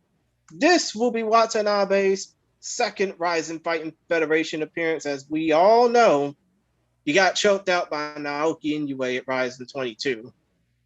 But he bounced back with a submission win of his own against Takashi Terada at Fighting Nexus /PFC on December 27th. And of course, he is the Fighting Nexus Bantamweight World Champion. So, any thoughts on this fight? Does the man named Shudo get the win over the guy fighting for Shudo, or is it the other way around? Joseph, what do you think? I'm going to say this prediction. I'll be right back. I'm thinking the guy named Shudo is going to beat the Shudo MVP. Okay. So he's gonna get him by submission. Here's the other interesting fact I want to mention about Tamaru. So he's from a really backwoods part of Japan called Gifu. And Joseph, I don't know if you're going to hear this, but you know that whenever New Japan goes to Gifu, that's when everybody takes a break and multi-man tag matches and wearing shirts and all that stuff because they don't get the house show. Wearing the house show tights, the house show shirt. Yes, so you know all about the Gifu. So Tamaru is from there. Apparently, where he trains is the only place where there's a MMA gym. And supposedly, this is what I've been told, that he doesn't have any sparring partners. That he spars with the children in the children there. Like he doesn't beat them up or anything, but like whenever he's practicing for upcoming fight, he'll just roll and practice with the kids in the kids class. He'll fight him. Hey, we're gonna grapple. So that's a very interesting thing, and I have a feeling that Rizin wants Tamaru. They're kind of bringing in a guy who's a Shudo MVP. They want him to be kind of a Rizin guy. I feel like it's a very, I don't know about putting him against Shuto Watanabe. That's a very tough fight to put him up against. I mean, I guess Tamaru can possibly knock him out. But Shuto, if Shuto gets you down to the ground, you better pray that the bell. You better hope your ground defense is good. Yeah, but can it be that? Can your ground defense be as good to defend against Shuto? And that's a unless you're like a Naoki Inoue, maybe even Yuki Matoya. I don't know. Does Tamaru have that background to defend? I'm not entirely sure. So I would have to go with Shuto on this as well. I know that Rizin wants Tamaru to be one of their guys at bantamweight, but they may be biting off more than they can chew. They may be over having way too much faith that Tamaru can beat a guy like Watanabe. I guess by knockout, but it's gonna be very much. It would have to be like a flash knockout, I'm guessing. Chris, what do you think? Hey, I'll be right back real quick. Yeah, no problem. Okay. I think that when it comes down to Shudo Watanabe, I think that he really needs to up his game a little more because he's basically, honoring the career legacy of his father. He's basically doing all he can to make, his dad's career mean something or mean something anymore because, obviously with a name like Shudo, you have to be a damn good competitor. I mean, no disrespect to Takumi Tomaru, but I really do think that Shudo Watanabe is going to win this one via submission, and I won't be surprised if it's in the first 2 rounds. So we got actually an interesting comment from Code Mayday who says that Tamaru has faced way better competition, and that is probably true. So what this guy's basically saying is compared to Tomaru, Shudo Watanabe is a bum fighter? No, I don't think. No, he's not saying that. But in terms of what Tamaru who he's faced in his career versus Watanabe in his career, Shuto versus Fighting Nexus, Tamaru has probably fought just higher levels of competition. Right, I'm back. I don't know. Okay. Um, Understood. But I don't know. It just seems like a very, very weird match to make, and I would normally pick the guy who I think Ryzen wants to win, but I just don't think it's gonna work out in this case. That's my personal opinion. Maybe it'll be a draw. Maybe all these fights will go to a draw. Hey, you will not be ribbing me over the draw, Buster. No, I don't think that's gonna happen because it would be a really boring night, and that would be the worst fucking Rising card ever. By the way, Christian, I just sent you a message on Zoom. Check it out if you get a chance. Okay. But listen, I think either of these two, let's see. I think we know Shuto will be there for a while, but Tamaru, I think they're going to have him for the long haul. So even if he doesn't win, I still see them bringing back Tamaru to face somebody down the line, maybe Yuki Matoya. I don't think Kyoji would be. We'll see how this fight goes. Tamaru can stink it up, or maybe he'll look like the best fucking guy in the world. Here's a thought. Yeah. I'm gonna throw this into the atmosphere. Do you think, like, let's say if Shuto wins this fight, right? And if he's sticking around for a while and maybe gets maybe a few more wins, do you think they could do like him versus Horiguchi for the bantamweight title? Well, they did say they're gonna try to do a bantamweight tournament this year. So I wouldn't be surprised. So my feeling is that probably the winner of this goes into that bantamweight tournament. So and the other fights that are 135 for this show will also be like that as well. So I think that whoever wins this, will probably go on to that bantamweight tournament. And I think they said Sakakibara said that he's that Kyoji is not going to be part of that tournament. So well, of course he's the champion. It wouldn't make sense for him. It's true, but Bellator is doing the thing where always defending champion. And thank you, Kome Day clarifies 16-man tournament. So yeah, definitely whoever wins this will go on to that tournament, and as well as this next fight, which we'll talk about as well. And I mean, this is one of the fighters who I never thought we would ever see in Rizin ever again. Yet he might be having a weird comeback, if you can believe that. Okay, who? Kazuma Sone taking on Shihan. Both striker Hiroki Yamashita. Yeah, but they're promoting him as Shihan. I don't know why they're doing his MMA name.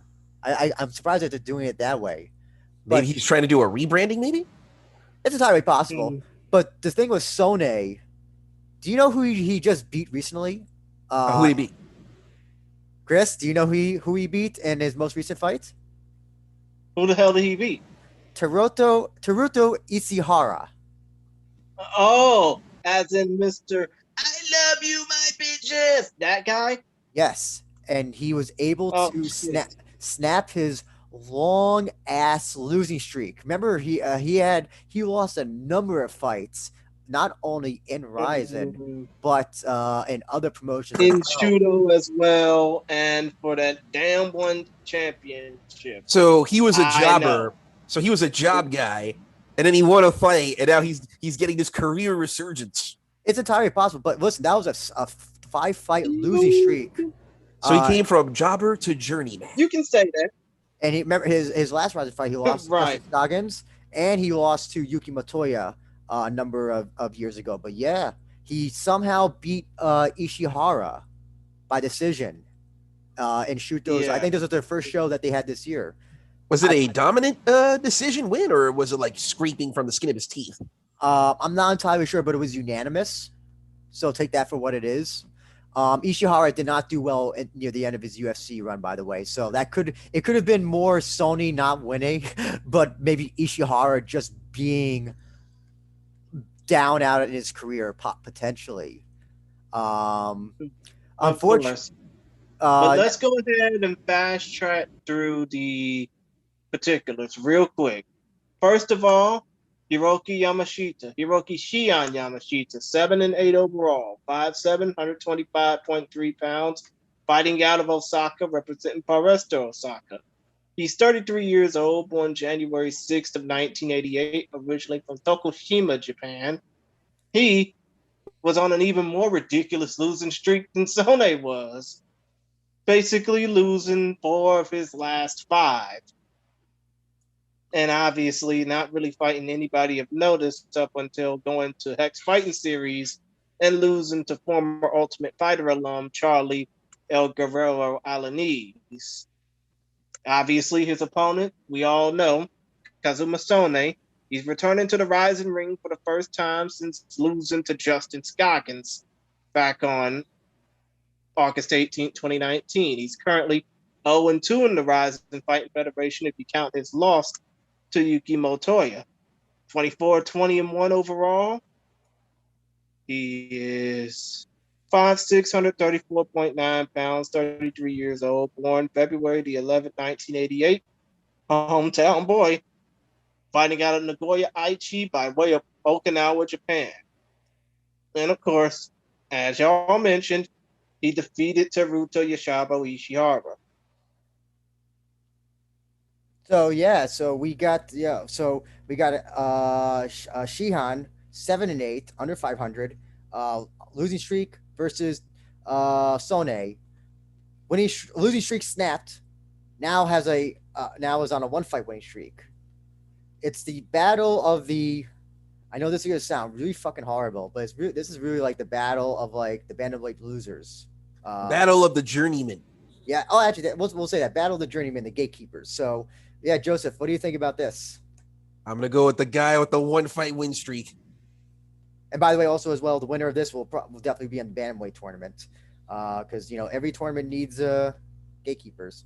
So, what about you, Christian? Do we see Sone get his first win in RIZIN, or does Shihan become a nice even record of 8? Well, I'm not going to be too particular on this. I'm just basically looking at the RIZIN Twitter page right now from back on February 12th, remembering the press conference that they had when they announced all the fights, and when Kazuma heard that Shihan was his opponent, it felt like it was a slap in the face because nobody knew who that guy was. Mm-hmm. All the fighters risking their lives in the ring, so he hopes to show everybody a good fight. Meanwhile, Shihan said he's excited to fight in RIZIN. He just wants to look forward to putting on a show. I think that he found the wrong night to put on a show, because I think that when it comes down to this fight, he's probably going to have to avoid getting his ass whooped.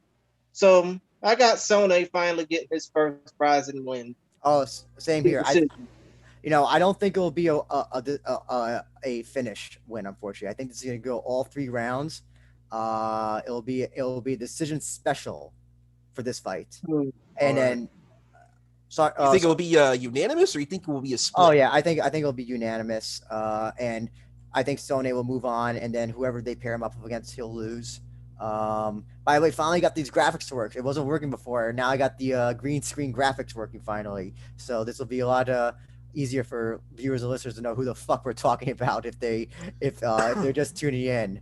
But yeah, listen. Like I said, every tournament needs gatekeepers, and you're putting up 2 gatekeepers against each other. So whoever they fight next, if Tamaru wins or Watanabe wins, you put them up against Sone or Shihan. I see Watanabe or Tamaru beating either of them easily. Are you sure? Oh, absolutely. This they're Sone and Shihan are not being brought in to win at all. So you need people to lose. That's be really funny. Imagine if they do the Grand Prix and they win. I mean, here's the funny thing is that I like it when things don't go according to plan. Those are always the most interesting. But I don't think RIZIN would want that to happen. I think they are. Sakibara is going to call up Butterbean to take someone out. I think Sakakibara will be praying extra hard at the temples that never happens. He's gonna pull a Vince. He's gonna smile at Butterbean, take him out. But now we're gonna be moving on from the bantamweights into the featherweights. We got returning Tetsuya Seki taking on Yoshinori Hori. Now Hori apparently had 1 fight in UFC and then got cut after that. Very, very odd, because that rarely ever happens. Wait, how did that fight even play out anyway? What, did he suck that bad? He got knocked out. But even if you get knocked, Yeah, he got knocked out by me, Hakeem Dawodu, who's a bad motherfucker. How many rounds? How long was that fight? Did it end as soon as the bell rang? 1 round. Even 1 round, like that's so odd for UFC to do that. That's like that. It is rare to be cut after 1 UFC loss. It is incredibly surprising. They're like, we don't want to pay you, pal. Get out. So I'm not so sure what is exactly the story behind that. I know that when Cindy Dandois got cut because they argued that her boxing was terrible, so that's why they did that. But I don't see how Poirier is even on that. Poirier is on that awful level because he's not. He's a very much a. It's definitely not a prospect. I would definitely say he's not a prospect. He's definitely. His nickname is the Rising Star, and it's hard to pinpoint where he is because someone like that should have had a longer career in UFC, but it just didn't work out. But well, since we're talking about Poirier, he fights in Pancrase, and has wins over Yujiro Uchimura, and Kota Fujisaki, just to name a few. But he's also on a 1-fight losing streak against Taichi Nakajima, who no, he's not. He's not the. I don't believe he's the Pancrase featherweight champion. I believe he just fought for it though.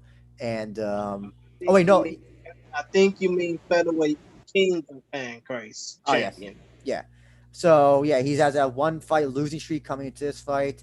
Meanwhile, Tetsuya Seki is like the complete opposite, who's on a 9-fight winning streak, and knocked out his first opponent in RIZIN, Koya Kanda. By the way, that was a last-minute replacement as well in round 2. So we got. It's so funny, and they're also very dissimilar in age. 27, Poirier's 23, and excuse me, 25. And it's interesting. I think RIZIN wants Seki to win this. I think Poirier's kind of Pancrase guy going forward.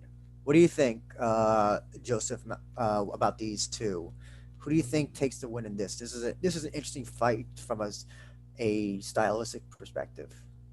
I think I might go with Tetsuya here. Do you think he knocks out Poirier? Does he? I predict he knocks him out in the first round. Oh God. Okay. What about you, Christian? We've seen Seki fight. You've seen Seki fight. You've seen Poirier fight. Do you think that Poirier has any chance to beat Seki? Yes, I do. And let me go ahead and tell you the reason why. We do. Because any person on any given night can get an ass whooping. We all know that. And yeah, even though Tetsuya Seki, oh, by the way, is 13-6 overall, fighting out of Kanagawa, Japan, the Sonic Squad. Even though we did see him compete before at RIZIN 22, knocking out Koya Kanda. I mean, did you really think that he was turning on? Did you really think he was putting his foot on the gas when it came down to that fight and how much he was dominating it? No, but I think Kanda in that fight also was getting very, very gassed as well. Don't forget that Kanda accepted that fight. I think it was on 1 week's notice, and you know what happens if you take a fight on 1 week's notice or very short notice and you have a weight cut. Kanda. I remember Kanda was doing pretty well up until maybe the middle of the first round, and you could just tell, oh, okay, this guy's getting tired as fuck and exhausted. So I'm not saying that I'm not discounting Seki's win, but also you got to consider that as well. But also Seki's on a 9-fight winning streak as well. And yeah, of course. I can understand that. We all can understand that. But to be quite honest, I'm not gonna try and be Stephen A. Smith on this bullshit, but it's nothing special. Please don't. Anyways. Yoshinori Horii, the 23rd Neo Blood featherweight tournament winner in Pancrase. Obviously, he's fighting out of Nagasaki, Japan, 1-fight UFC veteran. I think that the rising star, Horii, he is looking to bounce back from getting his ass whooped by me and Hakeem Dawodu and looking to land on some promotion's radar. What better way to get a win and what better way to earn your keep than to get a win over somebody like Seiki? And I do think that it's going to happen. Only thing is, I don't think it's going to be via a knockout. I think it's going to either be a submission, a late round submission in the second or third, or via decision. See, unfortunately, I'm going to be with Joseph on this, Christian. I think Seki is the better, well-rounded fighter in this.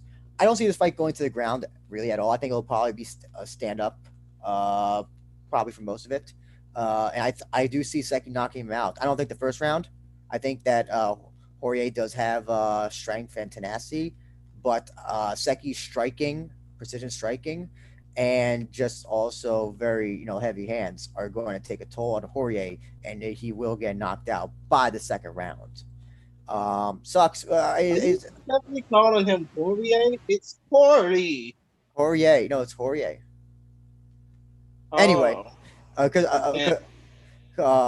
of the IE at the end, I believe that's how it's pronounced. I also have a New York accent, so I will pronounce things differently.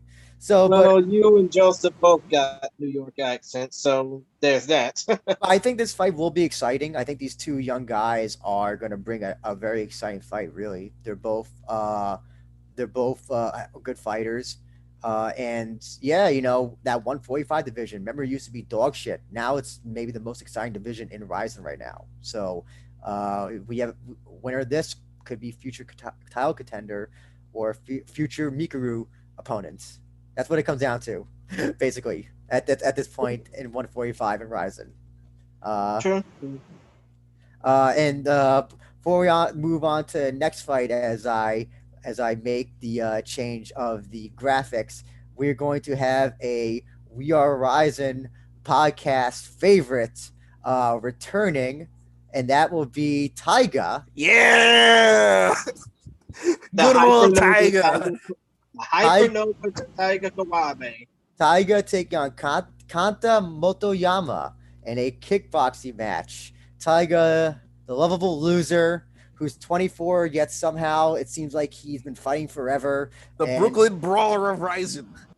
In fairness, he won his last fight, and he looked awesome in this.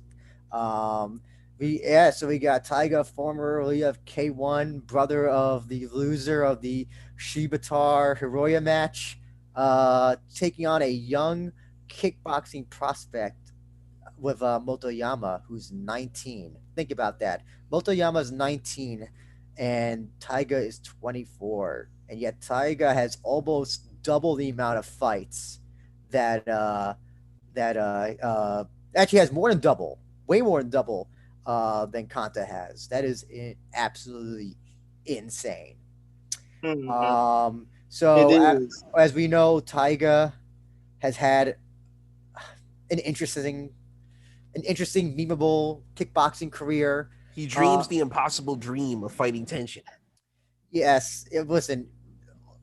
I'll say this: he looked great in his last fight. He had that stone cold, killer instinct look when he came to the ring. He like stared down his opponent's soul, and he won. He basically was cutting all angles. He didn't get any knockdowns as far as I remember, but he looked the best he has looked. I can't remember how long. Maybe his last win in RIZIN as well.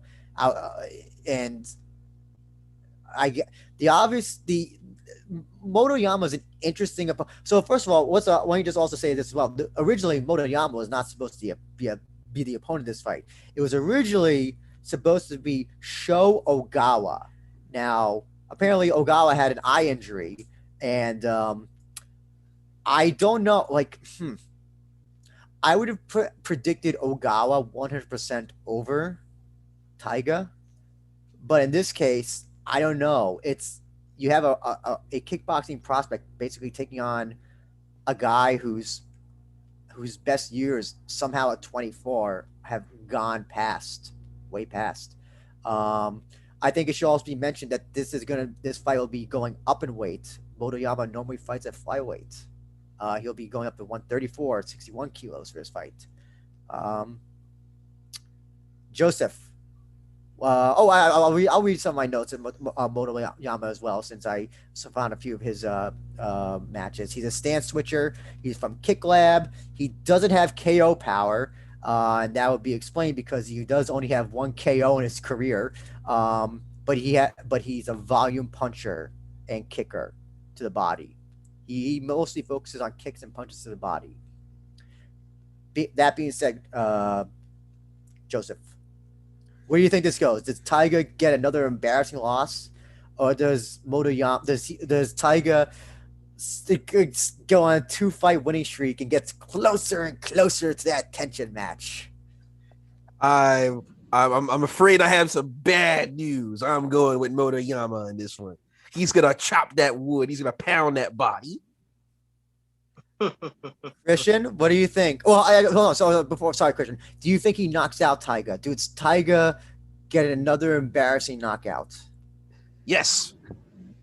Somehow, some way, he's gonna get a lucky shot in and knock out Taiga. Even with the fact that this guy's not a knockout artist, that he doesn't really, that it's all about volume with him. Yeah, he might get him in a sweet spot. Okay, Chris, what do you think? I'm sorry, I was just bored for a second. But yeah, if you look at Taiga Kawabe, the Hypernova, you would know that the dude is 2-5-1. Actually, 2-4-1 in RIZIN. The dude hasn't really amounted to anything since coming into this promotion back in 2018. September 2018. I mean, the dude hasn't knocked anybody out. I mean, his only 2 losses were against the weird Yai fighter. I'll tell you this. He did knock down Taiji Shiratori twice in their first fight. True. But then lost it anyway. The point of the matter is, if we are going to steadily see Taiga lose, what the hell is he in RIZIN for?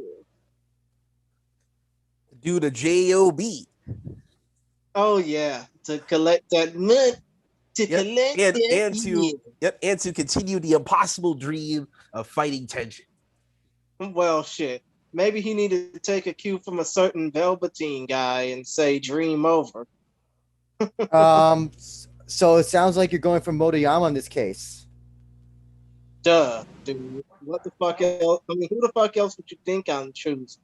I'll say this. I'm going to pick Motoyama as well, but I don't know if it'll be a knockout, but I think it's really hard for me to pick Taiga to win something. I picked him to win again in the second Shiratori fight, and he lost worse in that one than the first one. So I don't know if he'll be knocked out in this fight. It wouldn't be surprising if it is, because he always just finds these weird ways to get knocked out. He could blink and get knocked out. Yeah. So I think that. So Taiga's prize, he won't be able to get. He'll never get the tension fight, but he will get one thing, and that is Broken Dreams and $5 lobster. $5 lobster on ESPN 8 the Ocho. So I think we're gonna see Taiga once again. I think it's 2021 is going to begin with a loss, and then we're going to see him booked for another 5 fights in RIZIN, and he'll probably lose all 5 of those. I think they really want to make that tension fight for some reason. I have no idea why. It's like it's a fight that's like virtually like. I told you, it's an impossible dream. It's an impossible dream, and it's look. I want somebody to do this on Twitter. I want somebody to do this on Twitter. If Taiga ends up losing, every time Taiga loses, play that sound that they play in The Price is Right. Yes, I want somebody to do that if whenever Taiga loses a fight in RIZIN. Yeah, basically showing how far he has to go to face off against tension, knowing that he'll never actually get. But yeah, well, so enough about Taiga. Probably losing again. We gotta move on to a fight that I think I can predict how this will go.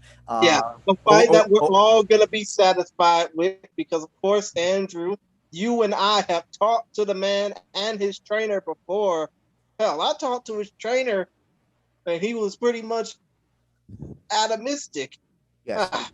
He was pretty much overjoyed with excitement about this fight, and that is Tsuyoshi Sudario, the sumo wrestling god, versus former All Japan Pro Wrestling nobody. In Houston, he was with High Energy Wrestling, but also former Impact Wrestling jobber, if you say remember so. this guy in Impact being in Impact. Well, he wrestled.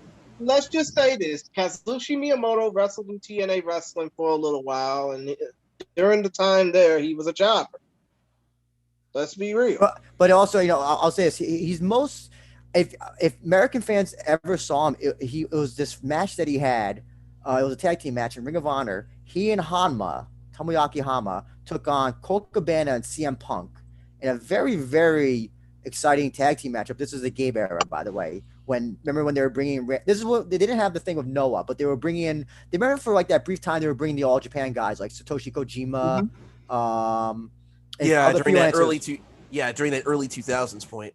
Yeah, they were bringing in all those All Japan freelancers and all that, and freelancers into their promotion. Then they got the thing with Noah and all that stuff. But yeah, he is officially he has wrestled in Ring of Honor.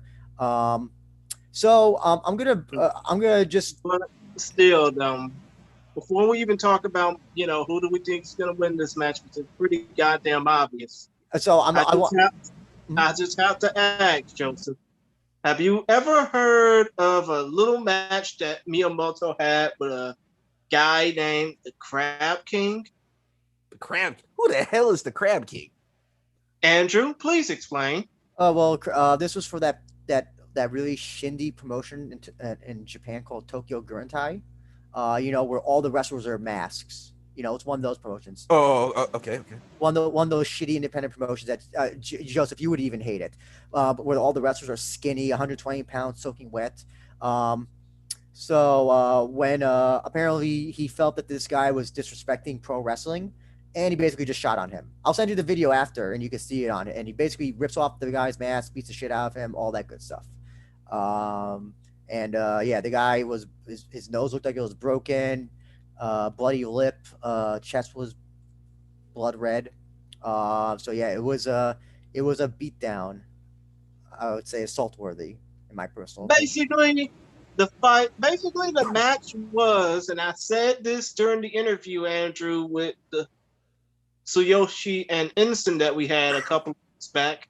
It was worse than the ghastly match between Yoshiko and At Yasukawa from about a decade ago. I wouldn't say it's worse than that. That almost ruined Stardom. That really legitimately almost ruined that promotion. This is just some shindy promotion, and like that was in Shinjuku face, I think, or something. Now, I'm gonna go take some liberties. Yeah, exactly. So this is Miyamoto's obviously his first MMA match. He claims to be training at Alliance TK's gym, supposedly. We all know how Sudario, he's finished all of his fights. He's looked good in the two of them. He's finished basically a Dudley Boys He's finished a Dudley Boys reject in Dylan James. Let's be real. But he also beat up Minoa Man. He got the rare leg kick. Yeah, he got the rare leg kick TKO in that fight. Mm-hmm, he did. And it basically felt like the passing of the torch, so to speak. So, I mean, Miyamoto also claims that he's stronger than Sudario. So I don't know, maybe that's a factor. I have no idea, but this is gonna be fun. Are they gonna have Sudairo like fight all these ex wrestlers? Well, here's the other interesting thing as well. I want to bring this up. All the wrestlers he's fought so far have fought in All Japan. Minowa Man was Tiger Mask, whatever, while in All Japan. And obviously Dylan James was in All Japan, and so was Miyamoto. So all the people he's faced in Pro MMA have wrestled for All Japan at some point. He's the All Japan killer. So that means he's like, I hear voice in my head. So that means the winner of this match. So that means when Sudario is done with this match, he'll be facing Kento Miyahara next, or Suwama. Who the fuck is? But Andrew, actually, he wanted to face off against legitimate competition after this, even though Where the fuck you gonna find legitimate competition when you can't get into the fucking country? Exactly. The only legitimate competition would be Hideki Shrek Sakine, who is also a pro wrestler, or Ryo Okada. Ryo Sakai, the deep heavyweight fighter. Maybe Seigo Mizuguchi as well. And then you have Last Samurai Mark Hunt, AKA Kiyoshi Kuwabara. That's about it. That's almost about it. So this man's about to become the All Japan killer. So I think it's easy to say. I think Cesaro will win this knockout first round. Joseph, what do you think? I don't know, man. I gotta go with the pro wrestler. I always have to go with the pro wrestler in these fights. Fair enough. Christian? It's like I said with Ensign. I would love to see Cesaro win, but he just got to get that Mike Tyson effect off for him. Because you don't want to be known for only beating the shit out of people in one round or less. Then when you go into the later rounds, you get sluggish, you get complacent, and then you lose a big opportunity like Tyson did all the way back 31 years ago in Tokyo. I'll say this. If Miyamoto wins, that's probably got to be one of the biggest upsets in MMA history. Or at least Japanese MMA history. No, but then again, it would also mean that something fishy is going on, too. Oh, yeah. Oh, this man needs to cut a promo being like, I did this for my fellow wrestlers.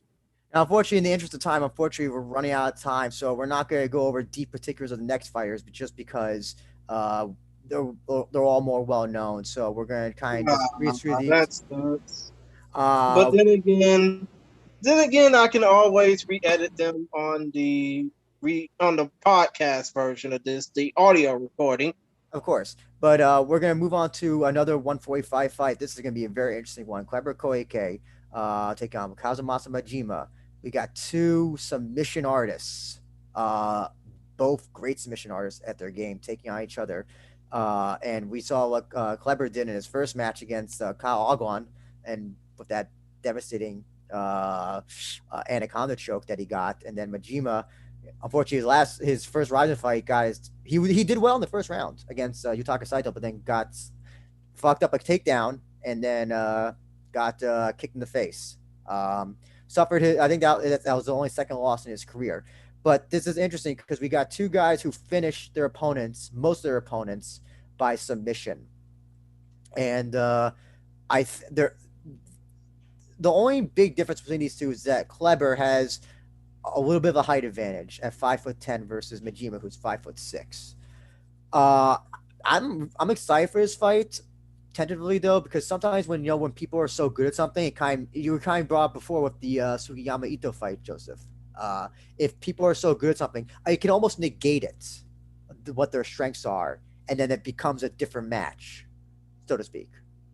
And that's always been like Paul Daly. I always will point to Paul Daly versus MVP. You have these great strikers, and suddenly it becomes a grappling match, like something that nobody ever fucking predicted ever.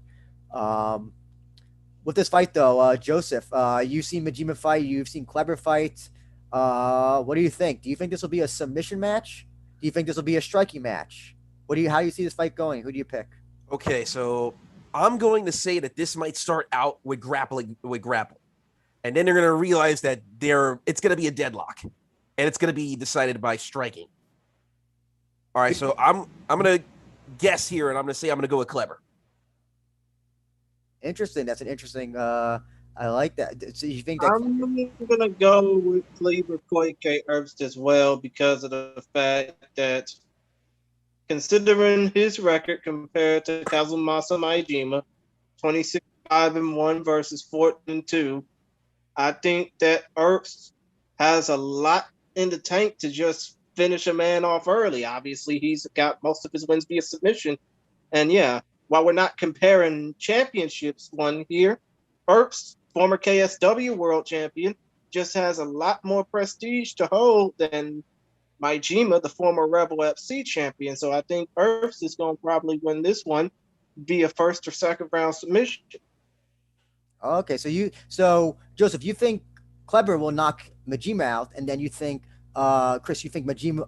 Do you think that Kleber will submit Majima? Well, I mean, come to think of it, doesn't Herbst have more submissions than knockouts? Oh, both their submissions, like both fighters have won majority of their fights through submission, like by 90%. Yeah, but I feel that this fight might be deadlocked in submissions. Like they might be very evenly matched. Like the fences will be too good, and it might be decided by striking. I'll tell you this: if you remember the Kitaoka De Souza match, you had two submission artists, and how did it end? De Souza knocking out Kitaoka. Now I know knocking out Kitaoka isn't exactly anything new, but the fact that it went that way, I see what Joseph is saying, that it just may come down to striking, because that's their grappling will just be almost too good. It will be so good that they just negate each other. How do you submit somebody who's they're both so good? I mean, then again, you have Naoki Inoue versus Yuki Matoya and Shuta Watanabe. He submits both of them almost virtually the same way in the same setup. It's an interesting fight. I have no idea how it will end, but I'm gonna pick Majima in this. I'm gonna be I feel like Majima might just be a little bit more of an efficient striker and maybe slightly more better at grappling. I could be entirely wrong in that, but the way that the first fight went against Saito, I saw things in there that, like, okay, that could be used against somebody else. And we haven't really seen, Kleber's only had one fight himself. We're not counting jiu-jitsu demonstration at all. We didn't get to see a lot of what his weaknesses are, which is good. But he has lost in the past by submission, and I feel like the longer the fight goes, that might favor Majima more. I'll say this. We'll have an idea of who's winning depending on how the first round plays out. That's actually a great point. That's actually a very, very. Hopefully, it won't be a draw though. Hopefully, it won't be a 10-10. Because that's the other thing. Imagine if they just try to grapple each other. It's almost even in the grappling. Then how do you judge? It's always been weird that how do you judge? Do you judge submission attempts if they're in fully locked? And then I think maybe they judge aggression more on the ground. That's the thing, is that like if you, I think I get it. Maybe they judge more on who has more control on the ground. I think that's what it'll come down to. I think this will be a grappling match. I really do think that. I don't know if I don't see a lot of. I will see striking set up the grappling, but I don't see it ending at all by knockout. Though I think that Majima might have a little bit. But there is that possibility. Yeah, but there's always that possibility of it might go to striking if they're deadlocked. Oh, that's entirely true. Yeah, but I think this will be an exciting fight nonetheless, because I'm really like, this is one of those, like, I have no idea. It feels like it's 50-50. Yeah, at least in my eyes. Yeah, I know. So all y'all like watching this video, keep an eye on this fight. Oh, absolutely, yes. Now, in the interest of time, let's go ahead and talk about these final two non-title fights as a whole, because I think this is going to probably lead to some very interesting things in the super lightweight division, or in the RIZIN lightweight division. First off, you got a lightweight contest between Koji Takeda, 11-1, versus Takasuke Kume, 24-6-3.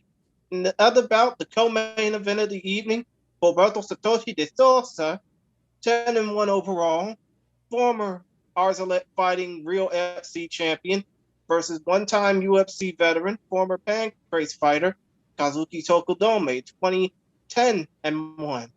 If Souza wins his fight against Tokudome, or if Takeda beats Kume and Souza beats Tokudome, this could lead to a fight between those two for the right to face off against Tofik Musayev for the lightweight title later this year. How do y'all think these fights can go? And do you think that Takeda has a chance to face off against? I mean, do you think that either Takeda or Kume have a chance to potentially face off against Souza or Musayev? So I think this is gonna sound really terrible. I think that the Takeda Kume fight is gonna be boring as fuck. I'm not looking forward to this. I think this fight's gonna be shit. It's gonna be awful. I didn't like the Kume Kitaoka fight. Sucked. I don't think that Takeda's an exciting fighter as well. He lost very boringly to Damian Brown. And then he won. I know he won his last fight, but it wasn't like it didn't look like a good win against Yuki Kawana. Now, maybe I don't know if they both had the Ryzen jitters first. I don't know if Kume had the Ryzen jitters, and I don't know if Takeda was just whatever spent too much time in the tanning salon. But I just don't see this fight being really exciting at all. I don't know how it's gonna. I think it's gonna be a decision. I think it's gonna be a boring split decision. Um, I don't know. I'll pick. I think Kume because at least I think he's much more of a well-rounded fighter, and I think that there's potential stardom. He has potential to be a great fighter in Ryzen. I'm willing to give him a second chance. Takeda, I don't see what the hype is with him. I really don't. Well, I mean, well, if you just look at the look at that, Kume has 13 subs, and in that Kitaoka fight, sorry, Kawana fight, he looked. I don't know. There was no attempt to really. I don't know. I feel like he was a fighter that should have beaten Kawana much more easily than a split decision. I'm sorry, Kitaoka. I apologize. Okay, Joseph, what about you? I think I might go with Kume by submission. Okay. You think that Kume will submit Takeda? I hope so. Look, man, you had to have 13 submissions somehow for a reason. Maybe he might add Koji Takeda to the submission list. And it's funny that I don't know. Has he ever been? I don't think Takeda's ever been finished for. I think he's lost all of them by decision, if I'm correct. I'll double check on that. But what is Takeda more of a defensive fighter? Takeda is a wrestler and a boring one at that. Yeah, actually, yeah. Takeda's only lost one fight. Excuse me. It was Damian Brown. Well, you know what? If I can make my prediction, I think if the fight doesn't become a boring little shit show, I think Kume might win this one via third round submission. Oh, so we're all picking Kume, but you all are being a little bit more optimistic that it's going to be a more exciting finish than me. I feel like this is going to be a split decision. This is a match that you have right before the intermission. You don't have, if they are going to have an intermission, don't have this match after the intermission because people are going to be fucking exhausted. They're going to be angry that they're like, yeah, intermission Kun is going to do a run-in. So yeah, have this match before the intermission so that people can, if the fight sucks, they can go to the bathroom extra early or get some delicious foods at Nippon Gaishi Hall. So yeah, the next fight we gotta talk about as I accidentally exited out of the graphic. The next fight is the co-main event, the Sosa versus Tokudome, where the Sosa could potentially face off against Tofik Musayev for the lightweight title at the end of the year should he keep his momentum up. But when it comes down to Tokudome, do you think he has what it takes to play spoiler? Joseph, I'll defer to you first. I might go with Sosa for this one. Chris, what do you think? Wait a minute, Joseph. What was your prediction? I'm going for Sosa. Oh, I mean, obviously by submission, right? Yeah, by submission. I want to see him versus Tofik Musayev. So hold on, before we go on, you know what the funny thing is? He has not submitted anybody in Ryzen. All of his fights have been knockout finishes. Isn't that Ain't that kind of crazy though? I know it really is. It's like the submission guy. Maybe he's been up. I guess maybe he's been up in his game. No, he has. He absolutely has. Considering this man was hitting it. He's been hitting the gym. Also, interesting note that that the Tokudome and Sosa were partners in a quintet team matchup a number of years ago. Haley top team, right? Was that sorry? I mean, was it for Haley top team with Bonsai Jiu-Jitsu? No, it was like, how they for quintet they have like Team Fairtex, Team whatever, Team Carpe Diem. Yeah, I know that. But one of those. Were they on Team Bonsai or Team Paleo? I don't remember. I don't have it in my notes here, but this was the year that that Gordon Ryan's team won, I believe. Gordon Ryan. If they were on the same team in quintet, then that kind of makes this more interesting. Because I'm pretty sure Tokudome would know what to expect from him. Well, it's funny. Tokudome did say that it's sad that he has to face him, but it's a fight. It's nothing, no animosity, nothing personal. But this is it's part of the game. Probably Souza thinks the same way as well. Chris, what do you think? Did Souza add another win to his RIZIN record and gets closer to Tofik? Well, it's like I said. I think that Tokudome might have what it takes to play spoiler, but as long as he doesn't, as long as he keeps himself in check and watch out for all those submission attempts like he's basically scouted Roberto to do, he should win this fight. However, as far as, straightforward, straight to the hip, I think that De Souza's going to probably win this one via second or third round finish. Either via knockout or submission. It doesn't matter which one, because you said all of De Souza's RIZIN wins have been knockouts. I've yet to see a submission from him dating back to his days in Arzalette fighting where he did submit people. So I do think that it'll be De Souza's time to shine to submit somebody and not in a little bullshit jiu-jitsu exhibition, basically taking out everybody in sight. I think that this is De Souza's fight to win. I think De Souza has improved light years. Every time I see him fight, minus the Johnny Case fight, he has improved. He gets better and better in striking, and all that stuff. He's knocked out everybody that he's won against. Obviously, we know his submission game is excellent. While Tokudome may be just generally more well-rounded, I think that when it comes to just the skills to finish and to I think that De Souza actually might have the advantage in that, even though Tokudome has tons of more experience in MMA. Right. And yeah, this goes down to the ground. It's over.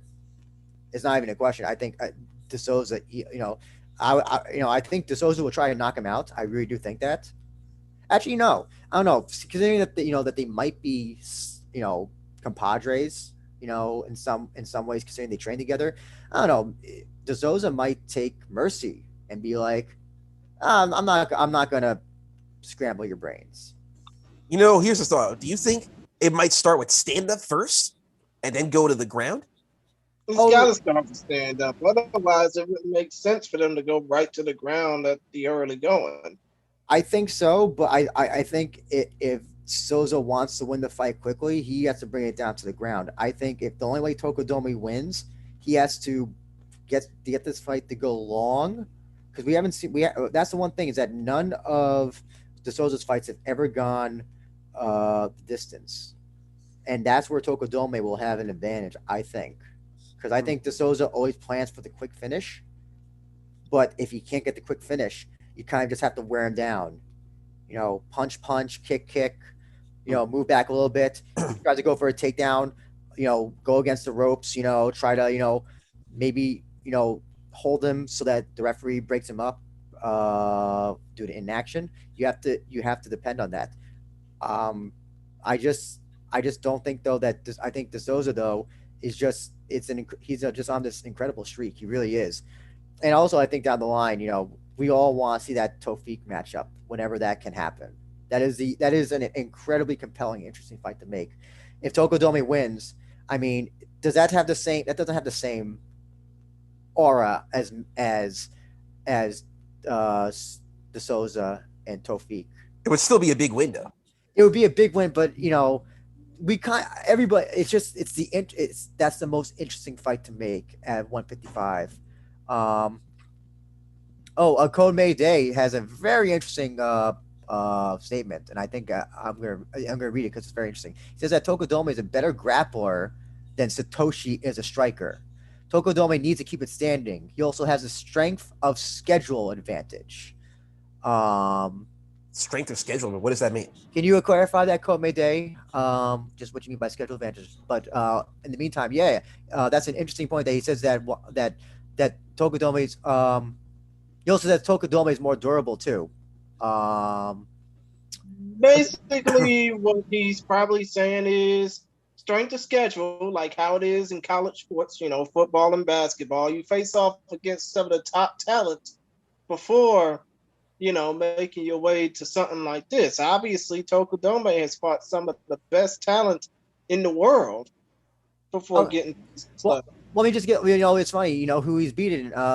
He's actually, he's lost, if you could believe this, to somebody who's fighting in RIZIN, Taksuke Kume. He got knocked out by him actually twice in Pancrase. So think about that. He does have a win over Kitaoka, who Satoshi also beat. Funnily enough, Tokudome has a loss to Johnny Case, who also beat Satoshi as well. When he was in the UFC for his brief career in UFC. This will be an interesting fight. It's a very and he lost his first fight as well, Tokudome, very short notice fight many years ago. It is a very interesting fight. I do think. Let me just go back to chat. Komei Day says that he has better wins on his record, and Tokudome had some fights in the damn one championship, which is very true. And he won. I think he won. I gotta clarify if he won all of them or most of them. I love how I made damn one championship a thing. You made a nice meme. Actually, he went 2-2 in one. Actually, he's riding a 2-fight win streak since I'm presuming leaving one. It's an interesting fight. Maybe I'm underselling. Maybe we're all underselling Tokudome. This will be my first time seeing him in action. So if he could surprise me. Yeah, I mean, I definitely feel he's definitely the underdog in this fight, and I don't think that he's. If it goes all 3 rounds, I see Tokudome winning. But I think in the end, if it goes to a finish, I think it's Satoshi's gonna be the one who finishes him. In the end, though, I do have to pick Satoshi, because this guy is like, he's a future champion contender, at least at this point. But we gotta move on. Hold on. Quickly, Christian. Tokudome also has a win over Mr. Tate. Who's Mr. Tate again? Let me guess. Kid Lightning, Brian Caraway? Can't be, because Brian Caraway was a bantamweight. Who's Mr. Tate? Who's Tate? I'm trying to look it up quickly as I'm looking at it, but I don't have it in front of me. Just clarify that, Kobe Day, and I'll mention it. But in the meantime, wait a minute. Who did Tokudome have a win against? Mr. Tate? Because we normally would assume Brian Caraway, but they're in 2 different weight classes. I don't think that fight. But we're going. Think about it. Mr. Tate. Oh, Johnny Nunez. Yeah. Oh, okay. I forgot. God. I told. Is he really Mr. Tate at this point? I didn't know that he earned the nickname Mr. Tate. New Mr. Tate. Fair enough. Yeah, they basically flew over our fucking heads. But enough small talk. We're done with the rest of the fucking fights on this card. We are now down to 1. We are now down to the main event. The rematch for the RIZIN Women's Bantamweight Champion. No, fuck. The rematch for the RIZIN Women's Super Atomweight Championship of the World. Dating back to RIZIN 14 back on New Year's Eve 2018. Ayaka Hamasaki, whose only losses were to Seohei Ham. Seohei Ham. Shit. Seohei Ham, Claudia Gadelha, and fuck. De Souza. The Souza. Livia. Livia Hinata, Livia Souza. But still, point of the matter is, Hamasaki, near undefeated in RIZIN, only lost to Seohei Ham. She beat up Kana Asakura, of which she was dominant all the way through most of her RIZIN career, with the exception of losses to Reina Kubota, Tiny Tim, Alicia Garcia, and previous to that, Shuri Kondo in Pancrase. This is a rematch of RIZIN 14 from New Year's Eve, in which Hamasaki crushed the hearts of all Asakura fans and added on a bad night for the Asakura Hamasaki family as a whole. But yeah, this fight is nearly 3 years in the making. This fight is for all the marbles. It's for the Super Atomweight Championship at 108 pounds. Hamasaki 21-3, Asakura 18-4. Do you think that Asakura will get her revenge, or will Hamasaki keep on rolling as as one of the top atomweights in the world? And unfortunately, according to Tapology, she's only the 15th ranked atomweight in the world. So if she wins against Asakura, what's next for her? I also want to point out, Code Mayday has a good point. Asakura has turned this fight down many times. I also want to point out, Asakura last year, she went undefeated in RIZIN, but she fought very shitty competition. Mizuki Furuse and oh god, I forgot to write the other girl's name down, but it was 2-0. I think she went 2-0 last year in RIZIN. Oh, I'm sorry. I'm getting Aishimizu. She beat Aishimizu in a really boring matchup that Aishimizu was winning. And then Ayaka Hamazaki as well, gained the championship back again last year. So, Joseph, I know you're a big Asakura fan, but I also know you're a Hamazaki fan. What do you think about this? And I also want to ask, do you think that this match was... I feel like it's too early to have this match in Kana Asakura's career. I feel like it's her loss on Hamazaki is still fresh. What do you think about that? Well, it has been a few years since then. A lot of time has passed. And one of the things we have to talk about was during that fight, if you remember, during that fight, after the accidental eye poke, the crowd turned on Kana Asakura. Yes. And that shook her, and that played a psychological edge in that fight. Okay. Presuming that doesn't happen in this fight, do you think, I mean, the Aishimizu fight basically was the number one contender match for this fight. I don't see anything Kana has done since then that has made me think, you know what, she deserves a second chance at that championship. I feel like this fight's too early to make. I feel like this fight's got to happen maybe again on a New Year's Eve show. Give Kana some more bigger wins than just over Mizuki Furuse and Aishimizu. And if you want to also count Jamie Henshaw from the Bellator Japan thing as well, yeah, sure. But I feel like this fight, I wish I had won that fight, because I think that would have been a much more compelling matchup. I don't find this match, I just don't see Hamazaki losing to Kana. I have a feeling this fight was going to be inevitable anyway. Oh, it certainly is. But the issue is that, because because let's be real, Reina is not fighting her. Reina has made it very clear that she is not fighting Ayaka Hamasaki, because they're in the same gym. Well, actually, when Drake talked to Hamazaki, she did say that's a fight. If that's a fight that has to be made, I will take that fight, and that's an interesting fight to make. Just what other super atomweights are out there right now who could take this fight? Well, in Japan, who have a winning streak. In Japan, there's really no other really top atomweights. So you're not going to put a can in the main event. Yeah, I mean, here's the thing. If maybe down the line you could do Alicia Sabatella versus Hamazaki, considering that she's an Invicta champion. I would have liked, I think versus Hamazaki would have been just much more interesting matchup, a fresh matchup.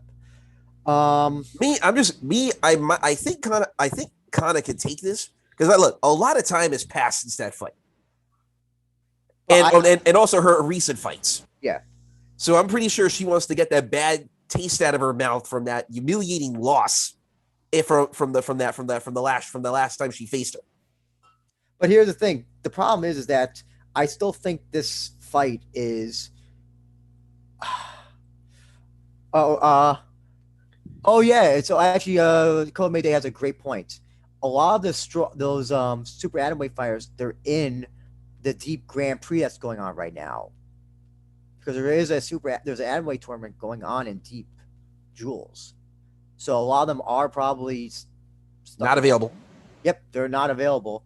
And you know, even the losers, you know, do you want to put Hamazaki against one? Yeah, that would make no sense. Yeah, it's a very I know Kana Asakura is a name, so. But the thing is that I still think that loss is fresh in everyone's minds. It's certainly fresh in mine. And if Kana loses this, like the only hope that you can have is that Kana wins, because then you can have a third matchup. Well, don't forget that she wasn't fighting her style of fight against Hamasaki. That's true, but like even Hamasaki said it. She, Kana was not fighting her style of fight. She wanted to take one of Kana's takedowns. Mm-hmm. But I feel like, the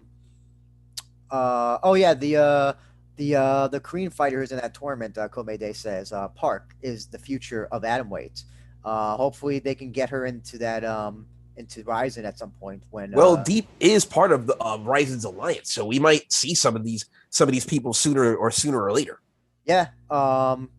Yeah. Just to clarify, that is Siwoo Park. Come on, RIZIN has like 20-something promotions allied with. Yeah. A few of these people are going to show up in RIZIN sooner or later. Mm-hmm. It's just a very I feel like this fight is a wrong fight. I would have even taken a Hamazaki non-title fight against somebody else.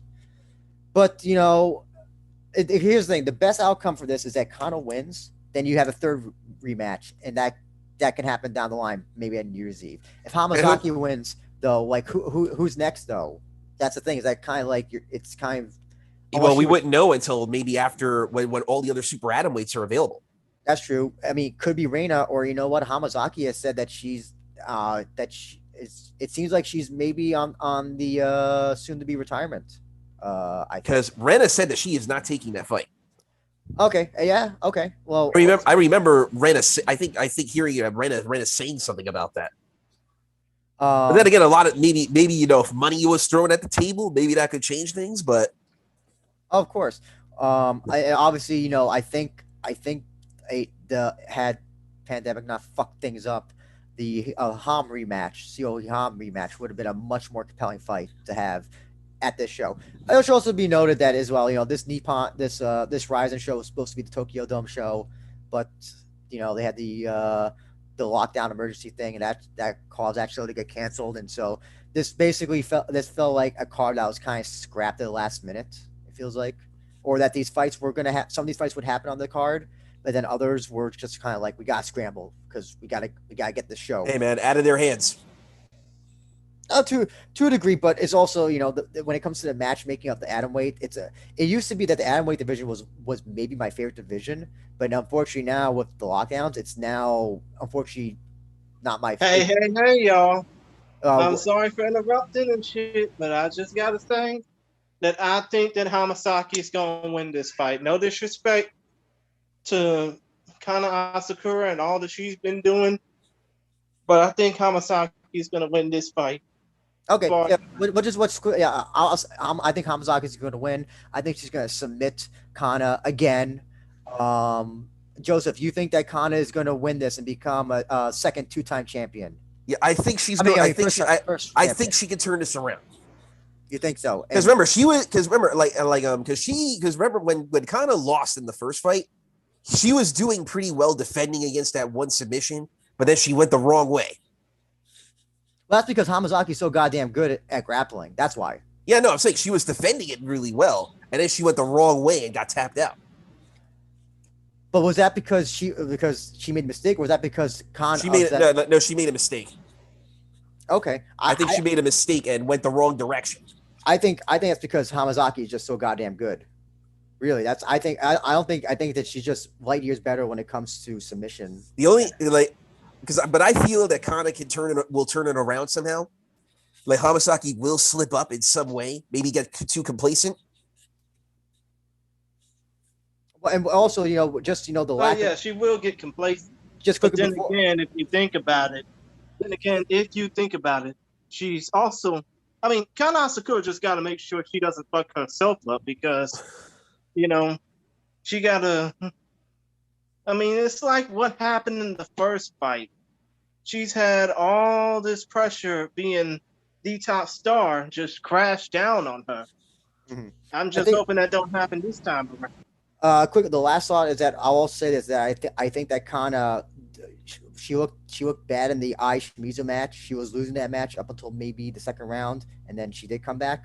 And the only other fight that she had last year in RIZIN was against Mizuki Furuse, who she absolutely dominated. I have not seen really Kana improve. Hasn't she been fighting in Deep Jewels too? She had a grappling match in Deep Jewels, a tag team grappling match, actually, funnily enough. But no, she hasn't been fight. She fought the Bellator Japan show, and then before that, she fought RIZIN as well. No, I don't think she's doing anything with Deep Jewels anymore, regularly at least. I just feel that a lot of time has passed. I'm pretty sure she's been studying tape, maybe learning from her mistakes from the last fight. But also, what about the competition she's faced versus who Hamazaki has faced? Hamazaki, we saw her go up against Miyu, who, we thought that there would be problems with Miyu would give problems to Hamazaki, and she absolutely dominated her. In Kana's case, for last year, and also Hamazaki also had the Tomo Maesawa fight, and she absolutely dominated Maesawa. But the other thing is that with Kana, Andrew, Kana, get what you mean. Kana Azakura fight, she had 2 fights. She beat Mizuki Furuse, who's a gatekeeper at this point, and she fought Ai Shimizu and really did not look that good in that fight. And I know that some people thought that she even lost that fight. It's just what I saw last year between the 2 fighters. I think I see more in Hamazaki winning it than I do Kana in terms of who have they fought recently and just where their strengths are. Well, you never know, man. Like Kana had a bad 2020, but I have a feeling she could turn it around this year. Well, a lot of people had a bad 2020. That's true. That's quite true.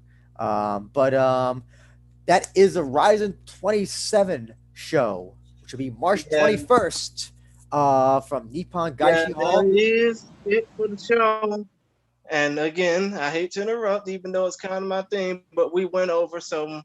I mean, at this point, who cares, right? Yes, but before we go, hold on, Chris. Before we go, Joseph, which fight? Pick 2 fights you're looking forward to the most. I am looking forward to the main event, and I am looking forward to the Sudairo fight. Fair enough. Chris, how about you? 2 fights you're looking forward to? I'm looking, aside from the main event, I'm looking forward to the Sudario versus Miyamoto fight. And I'm looking forward to Roberto Satoshi de Souza versus Kazuki Tokodome. Now, before we close things out, how can people get in contact with you, Joseph? I already put you over. Now you got to put yourself over. All right. Well, you can follow me on Twitter at SCA Wrestling. Okay. And also, don't you have a YouTube channel as well? Yes, youtube.com/GM Factor. Of course. And that's just about it. And Andrew, I think we already know what to promote next. Obviously, the YouTube channel, youtube.com. Well, actually, I wish we had a full-blown URL for this site. But still. Yeah, just type in We Are RIZIN Podcast. It comes up in the YouTube automatic search thing. Yeah, of course. And again, follow us on Twitter, respectively, at ChrisGary92, at ABenja1, at SEA Wrestling, or just at We Are RIZIN Pod, WeareRizin all in one word. You can check the podcast out on Stitcher, SoundCloud, YouTube, Podcast, Podbean, Apple Podcasts, which I already mentioned, and whatever podcast choice you get. And aside from that, RIZIN 27, live now global, RIZIN Live if you live in Japan. The event will take place, at least for us in the United States, Sunday, March 21st, midnight Eastern. The rest of the country, 11 p.m. Central, 10 p.m. Mountain, 9 p.m. Pacific, 8 p.m. Alaskan, 7 p.m. Hawaiian. Or you can just go ahead and support the Rising Fighting Federation on Facebook, Twitter, Instagram, and YouTube. Just search for them at Rising Fighting Federation, at Rising_PR, or at Rising_English. Till then, this has been the Chillmeister Chris Gary. For Andrew Benjamin and Joseph Matos, the JM Factor, we wish y'all best of luck. Peace, my peoples, in one love world. And as the great Lenny Hart always likes to say to close things out, hold on 1 second. Damn it. See, this is why I hate. I hope Ryzen doesn't copyright claim us. Yeah, I know. But this is why I hate doing live shows. Because you always gotta do shit on the fly. But still, for everybody in here, and for all of you watching, we thank y'all for joining us. We thank y'all for listening to the We Are Rising podcast. Be safe, enjoy the fights, and as Lenny Hart always likes to say,